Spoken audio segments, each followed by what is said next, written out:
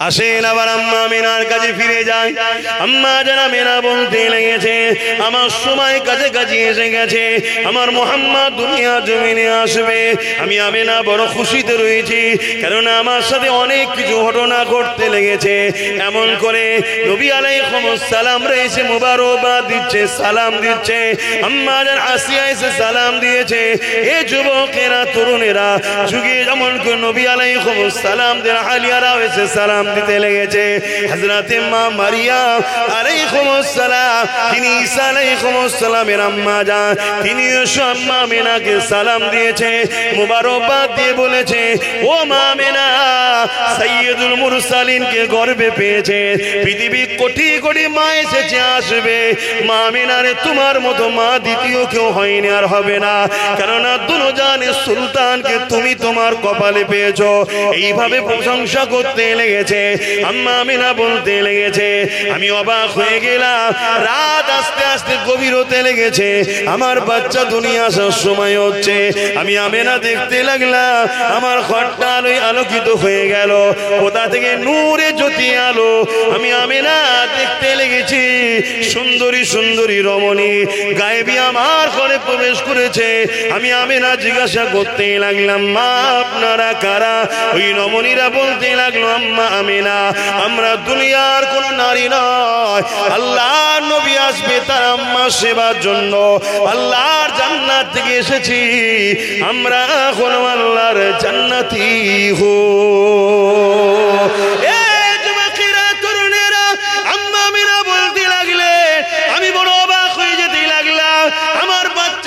সময় হয়ে এসেছে। দুনিয়া অন্য নারীদের সন্তান থাকলে মায়ের পেটটা বড় হয়ে যায়, আমার গর্ভ কখনো বড় হয়নি। এবং দুনিয়ার মায়েদের ব্যথা যন্ত্রণা বাড়ে, ব্যথা যদি না হয় মা বড় পেরেশান হয়ে যায়, বাচ্চা মনে হয় বাঁচবে না, এই চিন্তা ডাক্তারও পড়ে যায়। কিন্তু আমার সময় এসে গেছে, কোনো ব্যথা যন্ত্রণা কোনো দিনের জন্য হয়নি। অন্যান্য মায়েরা সন্তানকে গর্ভে রাখলে মায়েদের বড় কষ্ট হয় চলাফেরা করতে। আম্মা আমিনা বলতে লেগেছে, কোনো দিনের জন্য আমার দয়ার বাচ্চা আমি আমিনাকে কষ্ট কি বুঝতে দেয়নি। আমার বাচ্চা আসার সময় হয়ে গেল, আমি আপনি দুনিয়া জমিনে এসেছি, মায়েরা বলেছে আমার পুত্র সন্তান জন্ম হয়েছে, কন্যা হলে কন্যা সন্তান জন্ম হয়েছে। আম্মা আমিনা বলে, আমি আমিনা আমার গর্ভ থেকে দুনিয়ায় একটা নূর এসেছে।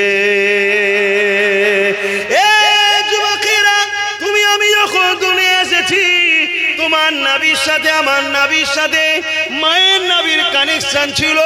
কারণ কি, মায়েদের মাসে মাসে যেটা হয় পিরিয়ড, ওটা বাচ্চাকে মায়ের নাবির সাথে দেওয়া হয়। এই জন্য মায়ের পিরিয়ড বন্ধ থাকে। মেডিকেল বলছে পিরিয়ড চললে বাচ্চা থাকতে পারে না, কিন্তু আমার রাসূলুল্লাহর নাবির সাথে আম্মা আমিনার নাবির কোনো কানেকশন ছিল না, মাসে মাসে পিরিয়ডও বন্ধ ছিল না। কেননা আমার রাসূল হলেন নূর এবং নবী হলেন পবিত্র করতে এসেছে দুনিয়াকে। নবীর উম্মতেরা, আম্মা আমিনা বলতে লেগেছে, আমার বাচ্চা দুনিয়া আসলো, আমার বাচ্চাকে যেই চাদরের উপরে রাখা হলো, রাখতে দেরি আমার বাচ্চা ওপর হয়ে যে এমন করে হামাগুড়ি দিয়ে বৈঠকে যেমন নামাজে পড়ি, ওই বৈঠকে বসে গিয়ে আমার বাচ্চা সিজদায় পড়ে গেল আল্লাহু আকবার বলে। আল্লাহ মহান, আল্লাহ মহান, আল্লাহ মহান। এই সিজদায় পড়ে গিয়ে বিড় করে আমার বাচ্চা কি বলতে লাগলো, দীর্ঘক্ষণ পরে আমার বাচ্চা মাথা তুলতে লেগেছে। আমার বাচ্চা মাথা তোলার পর শাহাদাত আঙুলটা আসমানের দিকে তুলে এইভাবে খোঁড়াতে লেগেছে। আমি আমিনা দেখতে লাগলাম, আমার বাচ্চার শরীর থেকে তখন আলোকিত হয়ে গেছে, ওই আঙুল থেকে এত নূর, এত জ্যোতি বেরোতে লেগেছে, পুরো দুনিয়া মাগরিব মাশরিক থেকে সব আলোয় আলোকিত হয়ে গেছে। আম্মা আমিনা আরো বলতে লেগেছে, আমার বাচ্চার আলোয় নূরেতে আমার চোখের পর্দা সরে গেছে। আমি শাম দেশের প্রাসাদ কোনো দেখতে পেলাম। শাম বলতে আজকে যেটা ইরান বলে,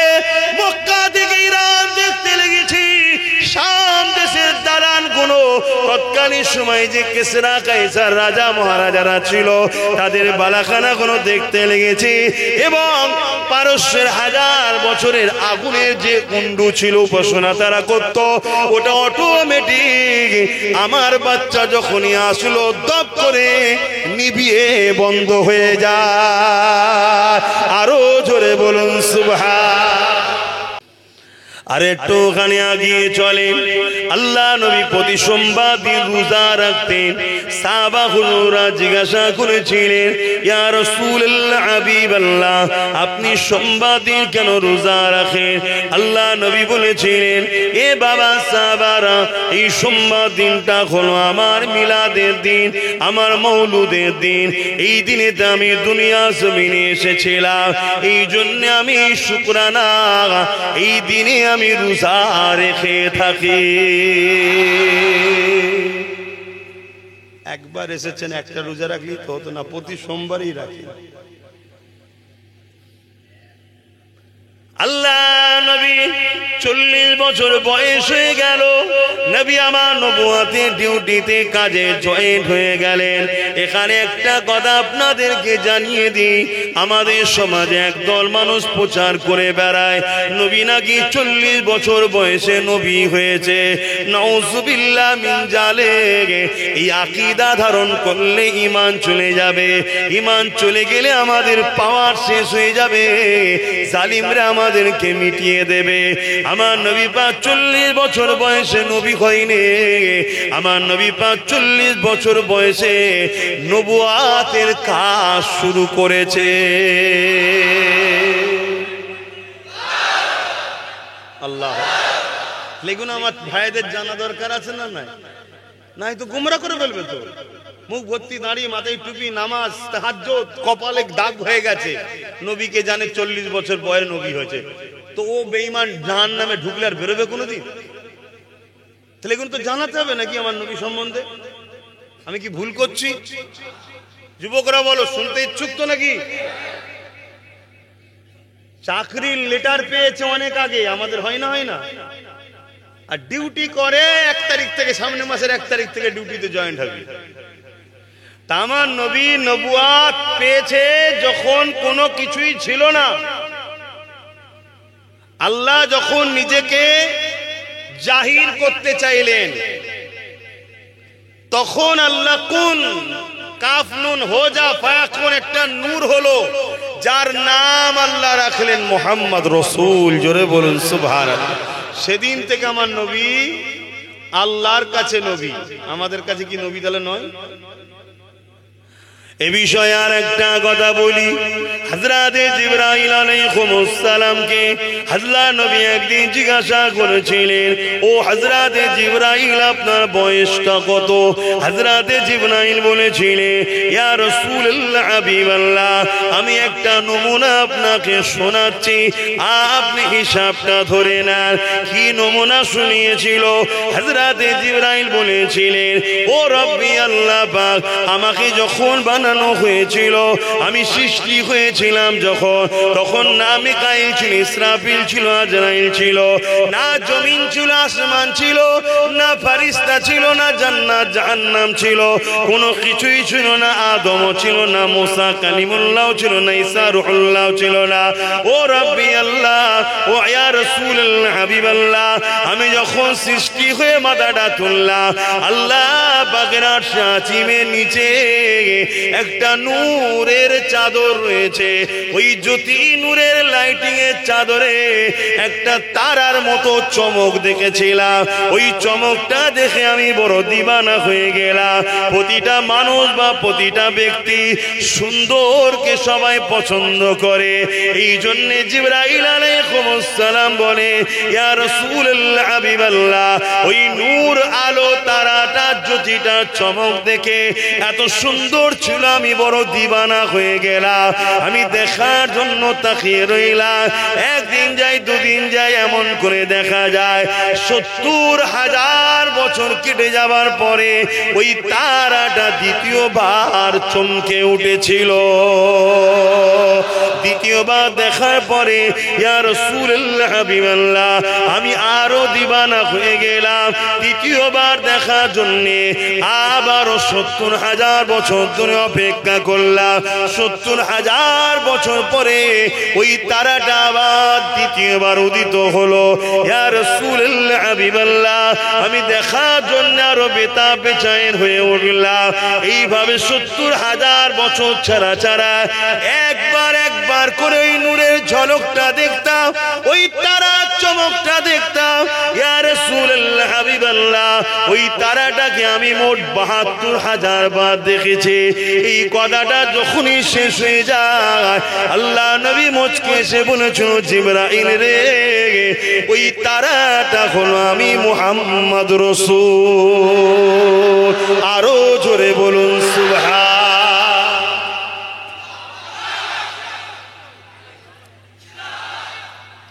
আল্লাহু আকবার। আমার স্লোগান কেউ মাহফিলে দেবে না, ওই রাস্তায় পর্যন্ত ঠিক ছিল। এই মাহফিল হলো আমার হুজুরের। আমি এমন কোন লাট সাহেব নয় যে হুজুরের মাহফিল আমার প্রশংসা করতে হবে। আমি হুজুরের একটা চাকর, গোলাম। আমি তো আরো খুশি হয় কেউ যদি আমাকে বলে হুজুরের দরবারের পাহারাদার কুকুর, আমি তো আরো খুশি হব। তাহলে আপনি হয়তো শুনবেন আশরাফুল মখলুকাত হয়ে কুকুরের কথা বললেন। আরে মানুষ হলো কুকুরের থেকেও নিকৃষ্ট। মানুষের মধ্যে একদল মানুষ আছে চতুষ্পদ জন্তুর থেকেও নিকৃষ্ট, অথচ আসহাবে সাফ, আজ কি বলে সূরা কাফের মধ্যে আছে 7 জন ওলিকে একটা কুকুর পাহারা দিয়েছিল কিতমিন, সে আল্লাহর জান্নাতি হবে। জোরে বলুন সুবহানাল্লাহ। আল্লাহ ঘোষণা করে দিয়েছে জান্নাতি, তাকে আল্লাহ পাক পবিত্র করে দিয়েছে, সে কুকুরটা নাপাক নয়। কথা মাথায় ঢুকলো?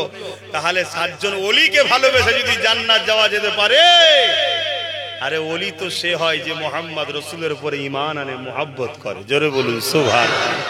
তো যাই হোক, আমার স্লোগান দেবেন না, হুজুরের স্লোগান দেন। মুজাদ্দিদ জামান দাদা হুজুরের স্লোগান দেবেন, কেন দাদা হুজুর হলেন আমার নবীর উপযুক্ত আওলাদ। জোরে বলুন সুবহানাল্লাহ। উপযুক্ত আওলাদ, কেন তিনি জামানার মুজাদ্দিদ ছিলেন। মুজাদ্দিদ আর নবীদের মধ্যে একটা পার্থক্য, নবুয়াতটা পাইনি, বাকি সমস্ত কিছু ক্ষমতা আল্লাহ মুজাদ্দিদদের ঘরে দিয়ে পাঠান। তাই যুবকদের বলবো, আখরি জামানা হাজারো রকম দাড়ি টুপির ভেতরে চলছে, ইদিক উদিক না করে মুজাদ্দিদ জামানকে ধরে রাখো যদি তুমি কামিয়াবি হতে চাও। বাকিটা যার যার ইচ্ছা। তাহলে কি বললেন? 70,000 বছর ছাড়া ছাড়া একবার করে তারাটা উদিত হয়। 72,000 বার জিয়া সাল্লাম দেখেছে, তখনও আমার নবী নবী ছিলেন। জোরে বলুন সুবহানাল্লাহ। এই যে কথাগুলো আমার যুব সমাজ শুনছো, বলো এই নেতা ছেড়ে দিয়ে দ্বিতীয় কারো পিছনে ছুটা দরকার আছে? এতে কি আমাদের গর্ব হয় না? আমাদের কি খুশি হয় না যে আমরা জিনার অনুসারী, জিনাকে রসুল বলে, লিডার বলে, নেতা বলে মেনেছি, তিনার মতো কেউ আসেনি আর আসবে না। এবং সর্বধর্মের মহাপণ্ডিত যারা, সর্বধর্মের মহাপণ্ডিত যিনারা ছিলেন, সবাই স্বীকার করেছেন মুহাম্মদ রসুল সর্বকালের সর্বশ্রেষ্ঠ। জোরে বলুন সুবহানাল্লাহ। আসেন আম্মা জানামিনা হুজুরের কাছে যাই, তিনার জবান থেকে তিনার লালের কথা একটু শুনি, তিনার জবান থেকে তিনার সন্তান আমাদের নবী পাকের কথা একটু শুনি। এ যুবকেরা, আম্মা জানামিনা বলতে লেগেছে, আমি আমিনা আমার গর্ভে সন্তান হয়েছে। আব্দুল্লাহ বিজনেসের জন্য বাইরে গেল, কিন্তু আর ফিরে আসলো না। আব্দুল্লাহ ইন্তেকাল হয়ে গেল, আমার গর্ভে মুহাম্মদ রসুল রয়েছে। এ দুনিয়া মানুষ শুনে রেখে দাও, আম্মা জানাবেন মন খারাপ করে আমার রসুল্লাহকে গর্ভের মধ্যে রেখে আব্দুল্লাহ হুজুরের ঝুপড়ি ঘরে আস্তে আস্তে আমার রসুল্লাহ আম্মার পেটে বড় হতে লেগেছে। একদিন যাই, দুদিন যায়, এইভাবে দিন যেতে লেগেছে। হঠাৎ করে একদিন হযরতে জিবরাইল আলাইহিস সালাম আমি আমিনা আমার খবের মধ্যে আসলো, আমার ঘুমটা ভেঙে গেল। হযরতে জিবরাইল বলতে লেগেছে, এ আমিনা, আপনার গর্ভে যে সন্তান রয়েছে ওই সন্তানের নাম দুনিয়ার কেউ রাখবে না। ওই সন্তানের নাম তাওরাতে, জবুরে, ইনজিলে, আসমানি কিতাবগুলোতে আহমদ রাখা হয়েছে। ওই সন্তানের নাম কুরআনে মুহাম্মদ রাসূল রাখা আছে। আপনার বাচ্চার নাম আল্লাহ পাক বড় যত্ন করে রেখে দিয়েছে। ইতিপূর্বে এই নাম কখনো কেউ শুনেনি, কেউ রাখেনি। এই নামটা হলো মুহাম্মদ। আমার নবীর নাম আল্লাহ দিচ্ছেন, তাহলে কিছু রহস্য আছে না নাই? হ্যাঁ, যে আল্লাহ পাক চান তার হাবিবের নাম যেই লিখ আমার হাবিবের নামে যেন চুমা দেয়। জোরে বলুন সুবহানাল্লাহ। চুমা দেওয়াটা একটা তাজিমের লক্ষণ, তাই তো নাকি? আল্লাহ চাই আমি আপনি সকলে বলি আল্লাহ। বলুন বলুন আল্লাহ, খেয়াল করে বলুন আল্লাহ। আর আমার রাসূলুল্লাহর নাম বলেন মুহাম্মদ। ঠোঁটে ঠোঁট না লেগিয়ে আমার নবীর নাম বলেন, বলুন। দেখুন, তুই হিংসাই ডাকিস আর ভালোবেসেই ডাকিস, আমার হাবিবকে চুমা তোকে দিতেই হবে। জোরে বলুন সুবহানাল্লাহ। আল্লাহ নাম রেখেছে। আবার দেখুন আহমদ, ওটা আমার নবীর নাম। ঠোঁটে ঠোঁট না লেগিয়ে বলতে পারবেন আহমদ নাম? দেখুন আল্লাহ তার বন্ধুর নাম রেখেছে। কত ভালোবাসে। আম্মা জান আরো বলতে লেগেছে, যেদিন আমার মুহাম্মদ রাসূল আমার পবিত্র রহিম মুবারকে গর্ভে চলে আসে, ওই দিনে একসাথে 12 জন নবী আলাইহিমুস সালাম আমার খবেশে আমি আমেনাকে সালাম মুবারকবাদ দিয়েছে। দুনিয়ার মানুষেরা আম্মা জান আমিনা বলতে লেগেছে, আমার বাচ্চা দুনিয়ার অন্য বাচ্চাদের মতো নয়। আমার বাচ্চা যখন আমার গর্ভে চলে এসেছিল, আমার পবিত্র রহিম মুবারকে যখন চলে এসেছিল, আমি যেমন সময় দেখতে পেলাম আমার ঘরের দেয়ালগুলো আমাকে মুবারকবাদ সালাম দিতে লেগেছে। আমি আমিনা যখন কোন রাস্তা দিয়ে যেতাম, ওই রাস্তা ধারে যখন পাথর থাকতো, ওই পাথরের কোনা কোনো গড়িয়ে গড়িয়ে গড়িয়ে গড়িয়ে এসে আমার কদমের কাছে লুটিয়ে গিয়ে রুকে গিয়ে তার ভেতর থেকে আমার নাম ধরে বলতে থাকতো, আমিনা সালাম শান্তি তোমার উপরে, মোবারকবাদ তোমার উপরে। এ আমিনা রে, দোনোজানের সুলতান আল্লাহ তোমার গর্ভে দিয়েছে। আম্মা জান আমিনারও বলতে লেগেছে, আমি বিবাহর পরে পরে বা বিবাহর আগে যখন কুয়া থেকে পানি আনতে যেতাম, কেন তৎকালীন সময়তে কুয়া থেকে পানি উঠাতে হতো, কুয়াতে রশি দিয়ে এবং বালতি করে পানি উঠাতে হতো, যার জন্য বড় প্রেসার দিতে হতো, কষ্ট করতে হতো। কিন্তু যেদিন থেকে আমার সাইয়্যিদুনা মুহাম্মদ রাসূলুল্লাহ আমার গর্ভ মোবারকে চলে এসেছে, আমি আমিনা যখনই পানি তুলতে গেছি, আমি প্রথমবার অবাক হয়ে গিয়েছিলাম। এমন সময় দেখতে পেলাম পানির ভেতর থেকে সালাম আসছে, মোবারকবাদ আসছে, এবং পানির মধ্যে থেকে হালচাল শুরু হয়েছে। ওই পানি যেমন ভূমিকম্পে ফুলে ফুলে কানায় চলে এসেছে। আমি আমিনা পানি উঠিয়ে নি।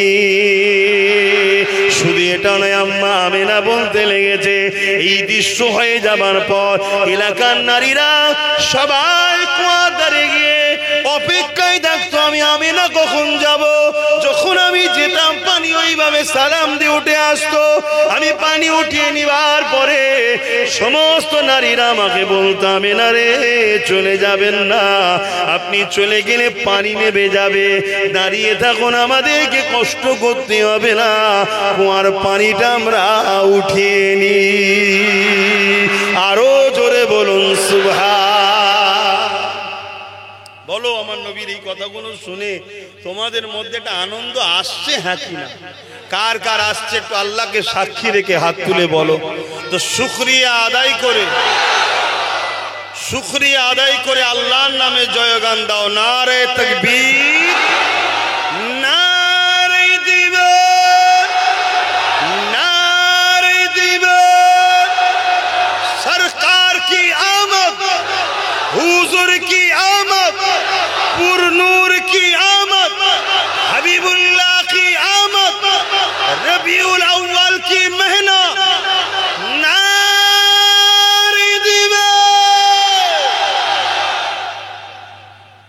বাগে রসুলদের জলে জলুক গে যাক, আমরা হুজুরকে নিয়েই আছি থাকবো।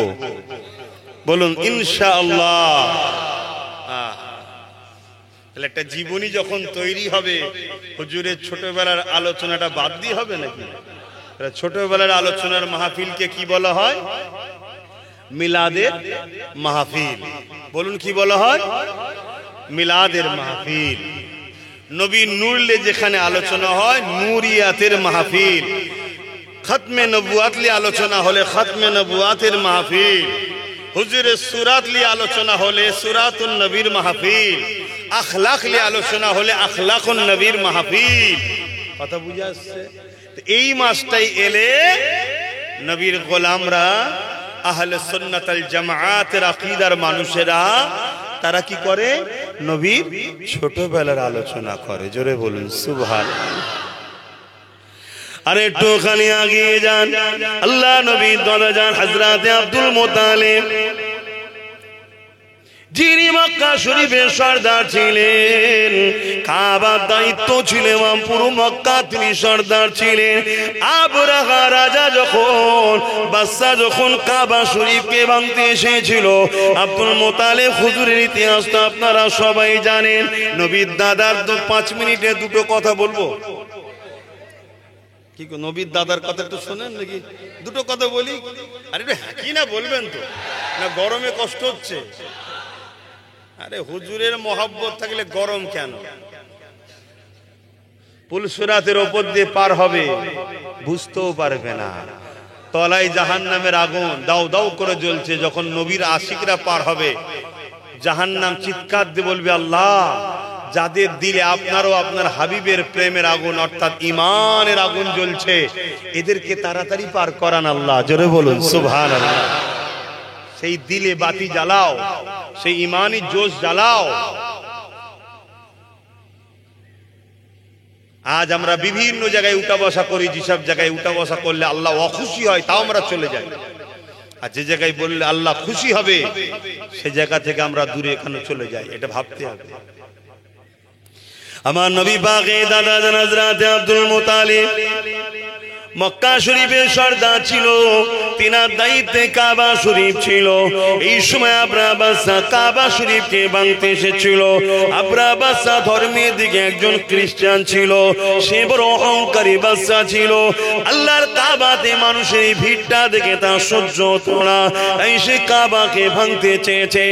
আজ যেমন আমাদের সমাজে একদল অহংকারী নেতা বেরিয়েছে, তারা ইসলামের উপরে রাগ দেখিয়ে মসজিদ মাদ্রাসাকে ভাঙতে চাইছে। কি আছেন না? কিন্তু এই জালিমরা জানে না এদের ধ্বংস কিভাবে হবে। আল্লাহ যদি দেখাই দেখবো ইনশাআল্লাহ। আবরাহা বাদশা বিশাল সৈন্যবাহিনী নিয়ে আল্লাহর কাবাকে ভাঙার জন্য আগিয়ে এসেছে। আর এমন করে মক্কা থেকে কিছুটা দূরে একটা জায়গাতে তাঁবু গেড়েছে। যুদ্ধ তো শুধু এমনি এমনি করলে হয় না, একটা তো কোনো প্ল্যান পরিকল্পনার দরকার হয়। পায়ের ওপরে উপজে পা দিয়ে তো ঝগড়া করা যায় না, একটা তো কোনো সূত্রপাতের দরকার হয়। তাই আবরাহা বাদশা অপেক্ষা করতে লেগেছে, কোন একটা বাহানা যদি পাওয়া যায়, ওই বাহানাতে আমরা মক্কার উপরে হামলা করে দেবো, কাবাকে আমরা ভেঙে দেবো। কিন্তু কোন রকম ভাবে সুযোগ মক্কা থেকে কেউ দিতেছে না, কেননা কাবাকে পেয়ে মক্কা মানুষদের মধ্যে একটা ফখর ছিল, গর্ব ছিল। এই পৃথিবীর কোন শক্তিকে তারা কোনো তোয়াক্কা করতো না। এই যুবকেরা আবরাহা বাদশা প্ল্যান পরিকল্পনা করলো, মক্কার মানুষের উটগুলো বিভিন্ন জায়গায় ঘুরে ঘুরে বেরিয়ে খেত। ওই উটগুলোকে বন্দি করার জন্য হুকুম করলো। ওই উটেদের মধ্যে থেকে 200 উট ছিল, রাসূলুল্লাহ দাদা জানে, সবগুলোকে বন্দি করে ফেললো। এ যুবকেরা, তরুণেরা, বাপেরা, এই সময় খবরটা মেসেজটা চলে গেল। এই মেসেজ যাওয়ার পরও মক্কার মানুষেরা কোন রকম ভাবে আবরাহার কাছে যায়নি, আর উটেরও কোনো দাবি করেনি, বা যুদ্ধের জন্য বা ঝগড়া করার কোনো পরিকল্পনা করেনি। এটা দেখে আবরাহা আরো চিন্তিত হয়ে একটা দূত পাঠালো। কি ব্যাপার, এদের উট বন্দি করলাম, তাও এরা ঝগড়ায় আসছে না কেন? যেমন আজকে আমার দেশে কিছু লোক আমাদের পায়ের উপরে পা দিয়ে ঝগড়া করতে চাইছে না? হ্যাঁ, এখানে মারছে, ওখানে মারছে, এখানে এই করছে, ওখানে এই করছে। ওরা একটা প্ল্যান খুঁজছে যাতে করে আমরা ঝগড়াই যায়। আর ওরা ভাবছে এই সময় আমাদের হাতে ক্ষমতা আছে, ঝগড়া আসলে পুলিশ আমাদের, মিলিটারি আমাদের সাইজ করে দেবো। কথা বুঝছেন না, বোঝেন না? এই জন্য একটা ইস্যু খুঁজছে। আরে এত চেষ্টা করছে তাও আমরা গুরুত্ব দিইনি। গুরুত্ব দিচ্ছি নাকি? আমরা ঝগড়ায় যাচ্ছি নি, কিন্তু ওদের হুঁশ নাই, ওদের হুঁশ নাই। বিগত দিন যারাই পাগলামি করেছে, পাগলামি ঠান্ডা আল্লাহ করে দিয়েছে। কথা বুঝছেন নাকি? তো ওইরকম আব্রাহাও তো এত কিছু করেও দেখছে কিছু হয়নি, লাস্টে একটা দুধ পাঠিয়েছে। রসুলের দাদার কাছে, সর্দারের কাছে যাও। তো মক্কা এসে জিজ্ঞেস করছে সর্দার কে আছে? একজন বলল আমাদের সর্দার হলো আব্দুল মোতালেব। তা আমার কাছে, তেনার কাছে একটু নিয়ে চলো। তা আমার রসুলের দাদার কাছে নিয়ে আসছে। আব্রাহা বাদশার পক্ষ থেকে পিয়ন এসছে, দূত এসেছে। দরজা খুলেছে, রসুল্লাহ দাদা সিংহাসনে চেয়ারে বসে আছে, সর্দার যেমন বসে থাকে। তো রসুলের দাদার দিকে যেই চেয়েছে, ওই আব্রাহা বাদশার দূতটা রসুল্লাহ দাদাকে সেজদায় পড়ে গেছে। সেই সময়েতে, আগেকার সময়েতে বাদশাদের ঘরে তাজিমি সেজদা করা হতো। আমার নবী এই সেজদাটাকে হারাম করে দিয়েছে। তার আগে সব জায়েজ ছিল। কথা মাথায় শুনছেন? তাজিমি সেজদা করতে। কিন্তু রাসূলের পাক সাল্লাল্লাহু আলাইহি ওয়াসাল্লামের দাদা তিনিও বলেছিলেন, ওঠো, মাথা আল্লাহ ছাড়া কারো কাছে নত করো না। জোরে বলুন সুবহানাল্লাহ। এ থেকে প্রমাণ রাসূলুল্লাহর দাদাও ছিলেন এক আল্লাহর বিশ্বাসী, জান্নাতি। জোরে বলুন সুবহানাল্লাহ। এখন আমাদের সমাজের কিছু মানুষ বেরিয়েছে নবীর আব্বা আম্মাকেও জান্নাতি বলতে সন্দেহ করে। আপনারা কি তাদের দিকে নাকি? এরকম থাকবে রে বাবা, মুনাফিক বেঈমান এরকম থাকবে। এটাই তো আমাদের ইমানের পরীক্ষা। আল্লাহ তাদেরকে রেখেছে আমাদের পরীক্ষা নেবার জন্য। কথা বুঝে আসছে? তো সেই জায়গাতে রসুলের দাদার সঙ্গে খুব সম্মানে কথা বলছে যে আমাদের বাদশা আব্রাহা পাঠিয়েছে, আমরা কাবা ঘরকে ভাঙবো, আপনারা যদি বিরোধী না করেন কিছু বলবো না। যেমন আমাদের এখানে সব এখন বলছে আমরা দেশটাকে লুটবো, বিরোধী করবি না, কিছু বলবো না। বলছে না, বলেন? এদের টার্গেট তো দেশকে শেষ করবো, এদের টার্গেট কিন্তু দেশকে লুটবো। আর এরা জানে দেশকে লুটতে গিয়ে সব থেকে বড় বাধার সম্মুখীন হব মুসলমানদের। কারণ ইতিহাস বলছে এ দেশের জন্য সবাই জান দিয়েছে, কিন্তু ইন্ডিয়া গেট প্রমাণ দিচ্ছে 65% মুসলমান জীবন দিয়েছে। তাই আজকেও যারা দেশকে লুটছে ব্রিটিশদের স্টাইলে, তারাও জানে যে দেশকে লুটতে গিয়ে সবচেয়ে বড় বিরোধী আমাদের হয়ে দাঁড়াবে মুসলমান। তাই সব থেকে বেশি আমাদেরকে মারছে, আমাদের উপরে জুলুমটা বেশি হচ্ছে। ঠিক তো নাকি? কিন্তু আলহামদুলিল্লাহ নবীর গোলামরা একটা আওয়াজ দেবেন, সাক্ষী দেবো, দেশের জন্য যদি আবারও কোটি কোটি মুসলমানদের জীবন লাগে আমরা দিতে রাজি আছি না নাই? আরো চিৎকার দিয়ে হাত তুলে সাক্ষী দেন, রাজি আছি না নাই? কেন রাজি আছি? এক, আমাদের মনুষ্যত্ব হচ্ছে দেশ, আমাদের দেশকে ভালোবাসবো। দ্বিতীয় হচ্ছে আমার নবীর সুন্নাত হলো দেশকে ভালোবাসা। জোরে বলুন সুবহানাল্লাহ।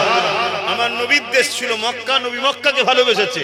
তা আমাদের দেশ হলো ভারতবর্ষ, আমরা ভারতকে ভালোবাসছি, ভালোবাসবো যতদিন নিঃশ্বাস চলবে। এবং নতুন প্রজন্ম ছেলেদেরকেও শিখাবো যে নেতা গাদ্দার হতে পারে, দেশ কিন্তু আমাদের ছিল, আছে, থাকবে। নেতার সঙ্গে লড়াই করি, দেশের সঙ্গে নয়। তাই তো নাকি? হ্যাঁ, এ শিক্ষা দেবে। বীজখানে একটু দেশের কথা বললাম, কারো আর অ্যালার্জি হলো না তো? এটাও ধর্মের বিষয়, আমার নবী শিখিয়েছে, জানা নেই জেনে নেন। তা আব্রাহা বাদশাকে পাইগম শোনাচ্ছে, রাসূলুল্লাহ দাদা বলছে তোমার বাদশাকে বলে দাও কাবা যার তার ঘর তিনি দেখবে। আমার 200 ইউনিট নিয়েছে, উটটা দিতে বলো, আমি সাইড হয়ে যাচ্ছি। কারণ রসুলের দাদা তো জানে ঘরটা কার, তো শখ মিটে যাবে, আই না কি? শখটা মিটিয়ে লাগবে। তো 200 উট, এ তো খবরটা নিয়ে গিয়ে দিয়েছে। বাদশাও বলছে এটা কি করে হয়, এটা কি করে হয়? সত্যি? হ্যাঁ। তো তিনার সঙ্গে আমার মিটিং করাও। একটা মিটিং এর ডেট ঠিক হলো। রাসূলুল্লাহ দাদা যাচ্ছে, বাদশা বড় অহংকারী, বাদশার দূত বলছে আমি তো রাসূলুল্লাহ দাদাকে দেখেছি। কে? কেন রাসূলুল্লাহ দাদার দরবারে যখনই ঢুকেছে তখনই এই আবরাহা বাদশার দূত রাসূলের দাদার কপালের দিকে তাকিয়েছে, কপালে তখন নূরে মুহাম্মদ রাসূল ছিল, তার ঝমক দেখেই সেজদায় পড়ে গেছে। জোরে বলুন সুবহানাল্লাহ, মাথা নত করে দিয়েছে।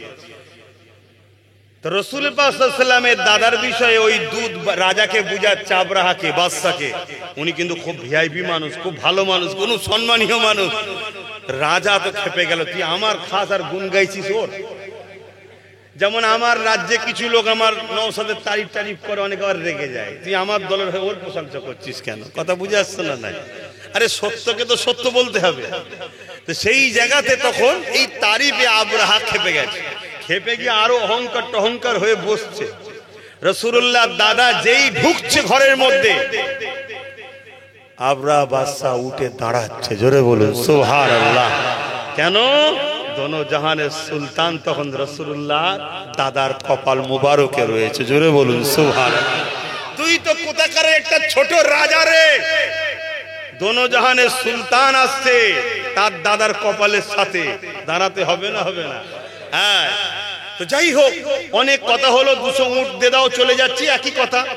তারপরও আবরাহার মধ্যে একটা ভয় রইল যে গোপনে কোনোবার প্ল্যান পরিকল্পনা করবে না তো।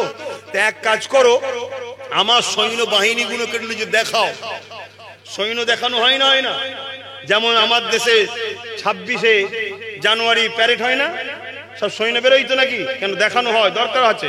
বা বিভিন্ন সময় বিভিন্ন মোহরা হয়, মোহরা হয়ে আমরা দুশ্মন দেশের ঘরে দেখাই যে আমরাও কমতি নয়, সাবধানে থাকিস, সাবধানে থাকিস, না এমন চুলকে দেবো জ্বলনে থামতে পারবি না। এই জন্য দেখানো হয় না? হ্যাঁ। তা আমিও আগামী দিন একটা জালিমদের ঘরে একটুখানি দেখাবার দরকারও আছে, ঠিক না বেঠিক গো? তাই আমি একটা টার্গেট নিয়েছি, কলিকাতা চলো। ডেটটা এখনো করা হয়নি, বর্ষা বলে, বর্ষার পরে হবে। খবর পেলে যাওয়া দরকার আছে না নাই? হাত তুলে আল্লাহকে সাক্ষী রেখে বলুন, এই হাত 2 নম্বর নয় তো, হাত লম্বা করে বলুন। হ্যাঁ, কিন্তু শুধু যাবেন না, আরো প্রচার করবেন। গাঁটের পয়সা খরচ করে যেতে হবে, কেন আমার কাছে তোমাদের ঝাড়া পয়সা নাই। কথা বুঝে আসছে? যে চল গাড়ি পেটিয়ে দে, 500 টাকার দে, বিরিয়ানি দে, রোজ দে, মাঠ ভরিয়ে দে, ও পয়সা আমার কাছে আছে নাকি? আমরা সবাই যাব আমাদের জন্য। কি লাস্টের সময় এলে বলছি। তো রাসূল পাক সাল্লাল্লাহু আলাইহি ওয়াসাল্লামের দাদাকে নিয়ে যাওয়া হচ্ছে। বাদশা আবরাহা অহংকার করে বলছে, আমি যে হাতিটার উপরে বসেছিলাম ওটাকে দেখাবি। এক জঙ্গলি হাতি, বিশাল বড়, তার গর্জনে মানুষ পাগল হয়ে যাবে, ওইটাকে দেখাবি। তো রাসূল পাক সাল্লাল্লাহু আলাইহি ওয়াসাল্লামের দাদাকে নিয়ে যাওয়া হচ্ছে হাতিটাকে দেখাবে বলে। তা হাতি এখন এইদিকে মুখ করে আছে, রাসূলুল্লাহ দাদা এই দিক দিয়ে আসছে। হাতি কোনো কারণে এইদিকে ঘুরেছে, রাসূলুল্লাহ দাদার সঙ্গে দেখা হয়েছে না হয়নি? শিকল দিয়ে বাঁধা ছিল, মেরেছে টান, শিকল ছিঁড়ে গেছে। রাসূলুল্লাহ দাদার দিকে তেড়ে আসছে, বাকি যারা সৈন্য ছিল ছিটকে পালাচ্ছে। রাসূলের দাদা কিন্তু লড়েনি, কেন? রাসূলের দাদা জানে আমার সাথে কে জানে। হাতি ছুটে এসে নিজের মাথাটাকে নিয়ে রাসূলের দাদার ঠোঁট দিয়ে মাথা নত করে দিয়েছে। রাসূল আরো জোরে বলুন সুবহানাল্লাহ। হাতিও দেখতে পেয়ে গেছে কামলিওয়ালাকে। যারা হুজুরকে চেনে তারা হুজুরের কদমে ইজ্জতের সাথে নত হয়ে যায়, আর যারা চেনে না ফতোয়াবাজি করে। কথা শুনছেন তো নাকি? হ্যাঁ। তো সেই জায়গাতে এই খবর বাদশার কাছে গেছে, বাদশা তো আরো চিন্তায় রেগে গেছে। পরের দিন রাসূল পাক সাল্লাল্লাহু আলাইহি ওয়াসাল্লামের দাদা সবাইকে নিয়ে মক্কার একটা পাহাড়ে গিয়ে সেখানে আশ্রয় নিয়েছে। চলো, যার ঘর তিনি ঠিক করে দেবেন। ঘর কার? আল্লাহর। আর এইদিকে আবরাহা ওই হাতির পিঠে উঠছে। হাতি কিছুতেই আর যেতে, হাতি জেনে গেছে ওখানে যাওয়া মানে ধ্বংস ছাড়ার উপায় না। হাতি আর যেতে চাইছে না। অবেলা পশু, সে নবীকে চিনলো।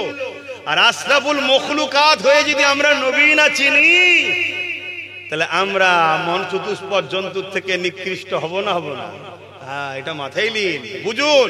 আপনি হতে পারেন ডাক্তার, হতে পারেন জজ, হতে পারেন উকিল, হতে পারেন ভিআইপি নেতা কেতা, যাই হন না কেন, পীর পীরজাদা যাই হন, মোহাম্মদ রসুলকে যদি চিনতে না পারেন, আপনার লাইফ হলো চতুষ্পদ জন্তুর থেকেও নিকৃষ্ট। শুনছেন তো নাকি? হ্যাঁ। তো ভাইরা আমার, পরের দিনে যুদ্ধ জন্য কাবা ভাঙার জন্য আসছে, আবরাহা বাদশা কাবায় ঢুকছে, দেখছে পুরো মক্কা ফাঁকা। এদিকে রাসূল পাক সাল্লাল্লাহু আলাইহি ওয়াসাল্লামের দাদা সর্দার তার সঙ্গী সাথীরা বলছে, হুজুর আল্লাহর ঘর ছেড়ে দিয়ে আমরা চলে এলাম। রাসূলের দাদা বলছে, চিন্তা করো না, আল্লাহ আছে। কিছুক্ষণ পরে একটা নূর পুরো কাবাকে, যেমন কোন জিনিসকে আমরা ঘিরে নিই, এরকম আচ্ছন্ন করে পুরো একটা নূর ঘিরে নিল। রাসূলের দাদা বললেন, চিন্তা নেই, আল্লাহ সাহায্য শুরু হয়েছে। জোরে বলুন সুবহানাল্লাহ। তারপরে আবরাহা গেল, বাকিটা সবাই জানেন, আবাবিল পাখির মুখে দুই ডানাতে ছোট ছোট পাথরের কোনা, ওই কোনা পাথরদেরকে ধ্বংস করে দিল। ইনশাআল্লাহ আজকেও যারা গায়ে জোর দিয়ে আমাদের মসজিদ, মাদ্রাসা, কবরস্থান, ঈদগাহকে মিটাতে চাইছে, আমার আল্লাহ এদেরকেও মিটিয়ে জাহান্নামে দেবে ইনশাআল্লাহ। বলবেন না ইনশাআল্লাহ? ভয় লাগছে নাকি কেসের? কিসের ভয়? আল্লাহ ছাড়া দ্বিতীয় কাউকে ভয় করবে না, এটা মাথায় রেখে দেবে। আসেন আমার নবী পাকের আম্মা জানের কাছে চলে যায়, আলোচনার দিকে যায়। রাসূলুল্লাহ দাদার কথা উঠেছিল, তাই একটু আলোচনা করলাম। এ যুবকেরা, রাসূলুল্লাহ দাদার কাছে কয়েকজন নারী এসে বলতে লাগলো, ও রসুল আব্দুল্লাহ আব্বা, এমন করে আমাদের সরদার আব্দুল মুতালিব আপনার পুত্রবধূ অর্থাৎ হযরতে আমিনা হুজুরের কথা শোনাতে লেগেছে। আমিনা স্বামী আব্দুল্লাহ তো নাই, জানি এটা বড় দুঃখের বিষয়, কিন্তু আব্দুল্লাহ চলে যাবার পরও আমিনা এমন একটা খুশবু ব্যবহার করে, ওই খুশবু চতুর্দিকে ছড়িয়ে যায়, যার আলোচনা পুরো মক্কা পাহাড় পর্বতে হতে লেগেছে, সব জায়গাতে আলোচনা হতে লেগেছে। এ আব্দুল মুতালিব, আপনি সরদার হন, আপনার পুত্রবধূ এই খুশবু কোথা থেকে পায়, আর বিধবা হওয়ার পর এই খুশবু কেন ব্যবহার করে? এটা বড় লজ্জার কথা একটা সমাজের কাছে। এই হযরত আব্দুল্লাহ হুজুর তিনি এমন করে রাসূলুল্লাহ দাদি জানের কাছে বলতে লাগলে, হযরত আম্মা আমিনা হুজুরের শাশুড়ি আম্মার কাছে বলতে লাগলে, কি ব্যাপার, সমাজের কাছে আমি সরদার, আমার কানে খবর আসছে আব্দুল্লাহ আমার বেটা ইন্তেকাল হয়ে গেছে, কিন্তু আমার পুত্রবধূ আমিনা এখনো নাকি আতর ব্যবহার করে, যে খুশবু সব জায়গাতে ছড়িয়ে পড়তে লেগেছে, এবং সবাই বলতে লেগেছে এই খুশবু মক্কার কোনো জায়গাতে কোনো বাজারে কিনতে পাওয়া যায় না, তাহলে খুশবু সে পায় কোথা থেকে, আর বিধবা অবস্থাতে খুশবু কেন ব্যবহার করে? এই কথাটা নিখনই বলেছে রাসূল পাক সাল্লাল্লাহু আলাইহি ওয়াসাল্লামের দাদি জান। তিনি বলতে লেগেছে, আমার প্রাণের স্বামী আব্দুল মুতালিব, হ্যাঁ আমিও তোমাকে বলবো মনে করি, কিন্তু মেয়েটার স্বামী নাই, কি করে তাকে প্রশ্ন করে? যখন কোনো ঘর থেকে বা গোসলখানা থেকে, হাম্মামখানা থেকে আমিনা বাহির হয়, আমি যখন তারপরে প্রবেশ করি, যেন মনে হয় কোনো আতর খুশবুর গোডাউনে ঢুকে গেছি। রাসূল পাকের দাদা যান এবং রাসূল পাকের দাদি যান দুজন মিলে রাসূলুল্লাহর আম্মা যান হযরত আমিনা হুজুরকে ডাক দিলেন, মা রে এদিকে আসো, ও বেটি এদিকে আসো। মা আমিনা, সমাজে একটা কথা চলতে লেগেছে, আমি জানি তুমি বড় কষ্টের মধ্যে রয়েছো, স্বামী নাই, কিন্তু বিধবা অবস্থা তো আতর মাখছো, শুনতে খারাপ লাগছে, এবং চতুর্দিকে খুশবু ছড়িয়ে যেতে লেগেছে। আম্মা আমিনা বলতে লেগেছে, আব্বা আম্মা আমি কোনো আতর মাখিনি, তাহলে সবাই বলে এমন খুশবু, চতুর্দিকে তার খুশবু বরবর করে ছড়ায়। আম্মা আমিনা মুখে থুতুটা জমিনে ফেললো। হযরত আব্দুল মুতালিব দেখতে লেগেছে, ওই থুতু থেকে খুশবুরের ডিব্বা খুললে যেমন ভরভর করে খুশবু বেরোয়, ওইভাবে খুশবু বেরোতে লেগেছে। আম্মা আমিনা বলতে লেগেছে, আমার আব্বা আব্দুল্লাহ মুতালিব, আম্মা জান শোনেন, আজের দিন থেকে আমার গর্ভে এই সন্তান এসেছে, ওই দিন থেকে খুশবু ছড়াচ্ছে, এটা আমিনার নয়, এই খুশবু হলো আমার গর্ভে যিনি রয়েছে তিনা। বলুন সুবহান। নারী দিবে। আমার নবী হলেন খুশবু। আমার নবী কি? একদিকে নূর রহমত, আবার খুশবু। জোরে বলুন সুবহানাল্লাহ। এখানে একটা নবী পাক সাল্লাল্লাহু আলাইহি ওয়াসাল্লামের সিরাত নিয়ে, জীবনী নিয়ে আরেকটা কথা বলছি। আবু জেহেল নাম শুনেছেন তো আপনারা নাকি? একটু বলবেন তো কি না? আরে শয়তানকেও চিনি, এটা বলতে হবে। হ্যাঁ, কিন্তু শয়তানকে চিনি এই কারণে, শয়তান নবীর বিরুদ্ধে লেগেছিল তাই। তো শয়তান বদমাইশ আবু জেহেল, তার ছেলে ছিল ইকরামা। তখন ছিল সে বাপের দিকে, তখনকার একটা ওয়াকিয়া। তখন ইকরামা আমার রাসূলকে মানে নে, নবীর উপরে কালেমা পড়ে নে। কি গো বলবো তো না, ধৈর্য হারা হয়ে যাচ্ছ। ইকরামা একদিন রাস্তা দিয়ে যাচ্ছে, অপর দিকে নূরওয়ালা, কামলিওয়ালা, হাবিবুল্লাহ আসছিলেন। আমার নবী পাককে দেখে ইকরামা জড়িয়ে ধরে ফেলেছে। এমনি সম্পর্কে, পাড়া সম্পর্কে ভাই ভাই হয়, চাচতো ভাই, পাড়ার সম্পর্কে। আবু জেহেল নবীর নিজের চাচা নয়, এটা মাথায় রাখবেন। পাড়ার সম্পর্কে চাচা হয় না, রাম চাচা। তা জড়িয়ে ধরে ফেলেছে। এই খবরটা আবু জেহেলের কাছে মেসেজ চলে গেছে। আর আবু জেহেল আইন করেছিল, মুহাম্মদ রাসূলের কাছে যে যাবে তাকে মৃত্যুদণ্ড দেওয়া হবে। কথা শুনছে? আজ যেমন আপনাদের ঘরে ছোট ছোট আবু জেহেলরা বলে ফুরফুরাই গেলে জুলুম করা হবে, আবার আব্বাস সিদ্দিকীর কাছে গেলে তো আরো জুলুম। বলে না, বলে না? এগুলো হলো ছোট ছোট আবু জেহেল। এদের সর্দার বড় আবু জেহেল বলেছিল মুহাম্মদ রাসূলের কাছে যাওয়া যাবে না, আর ছোট আবু জেহেল বলছে মুহাম্মদ রাসূলের গোলাম আব্বাসের কাছে যাওয়া যাবে না। মিলিয়ে লাও জিনিসগুলো, যুগে যুগে ঘটবে রে বাবা। তুমি কি ভাবছো কারবালা শুধু ইমাম হোসাইনের সঙ্গে হয়েছে নাকি? ওই দিন শুরু হয়েছে, যুগে যুগে কারবালা হবে। কারবালার আখরি দিনটা হলো ইমাম মেহেদী আলাইহিস সালামের নেতৃত্বে বিজয় আমাদের। জোরে বলো সুবহানাল্লাহ, আরো চিৎকার দিয়ে বলো। শুরু সেই দিন হয়েছে, আজ চলছে কারবালা। কারবালায় কি হয়েছিল? দুটো সাইড ছিল, একটা মুসলিমদের দরদি, ইনসাফ দরদি, ন্যায় দরদি, মানবতা দরদি ইমাম হোসেন। অপর দিকে একটা জালিম শাসক, লুটেরা শাসক, খুনি শাসক, মাতাল শাসক, বদমাইশ শাসক, নাম তার এজিদ। লড়াই জালিম শাসকের বিরুদ্ধে, মুসলিম দরদি, গরিব দরদি, অসহায় দরদি ইমাম হোসেনের। কথা মাথায় ঢুকছে? তো যুগে যুগে এই লড়াই হবে না, হবে না? আজকে আমার দেশেও হচ্ছে, আমার রাজ্য হচ্ছে, পৃথিবীতেও হচ্ছে। এবারে তুমি আমি কোন দিকে নিজে ঠিক করো। তুমি যদি জালিম শাসকের পক্ষে থাকার বলো হোসাইনের দিকে আছি, তুমি মুনাফিক, মৃত্যু, কাজ্জাব। আর তুমি যদি জালিম শাসকের বিরুদ্ধে থাকো, আলহামদুলিল্লাহ, অবশ্যই তুমি হোসাইনি দিকে আছো। জোরে বলুন সুবহানাল্লাহ। তুমি ঈমানদার, তোমার সঙ্গে হোসাইন হুজুরের জান্নাত হবে। জোরে বলুন সুবহানাল্লাহ। তুমি চিন্তা করছো কেন? একই জিনিস তো, একই জিনিস। পানি আমিও খাই, জালিমও খায়, অন্য মানুষও খায়। আমি যখন পানিটা খাই, দোয়া পরে খাই, আমারও তৃপ্তি হলো, জালিমেরও তৃপ্তি হলো, অন্যজনেরও হলো। কিন্তু আমার একটু বেশি হলো কি, আমি দোয়া পড়ার জন্য, শুকরিয়া আদায় করার জন্য নেকিটাও পেলাম। জোরে বলুন সুবহানাল্লাহ।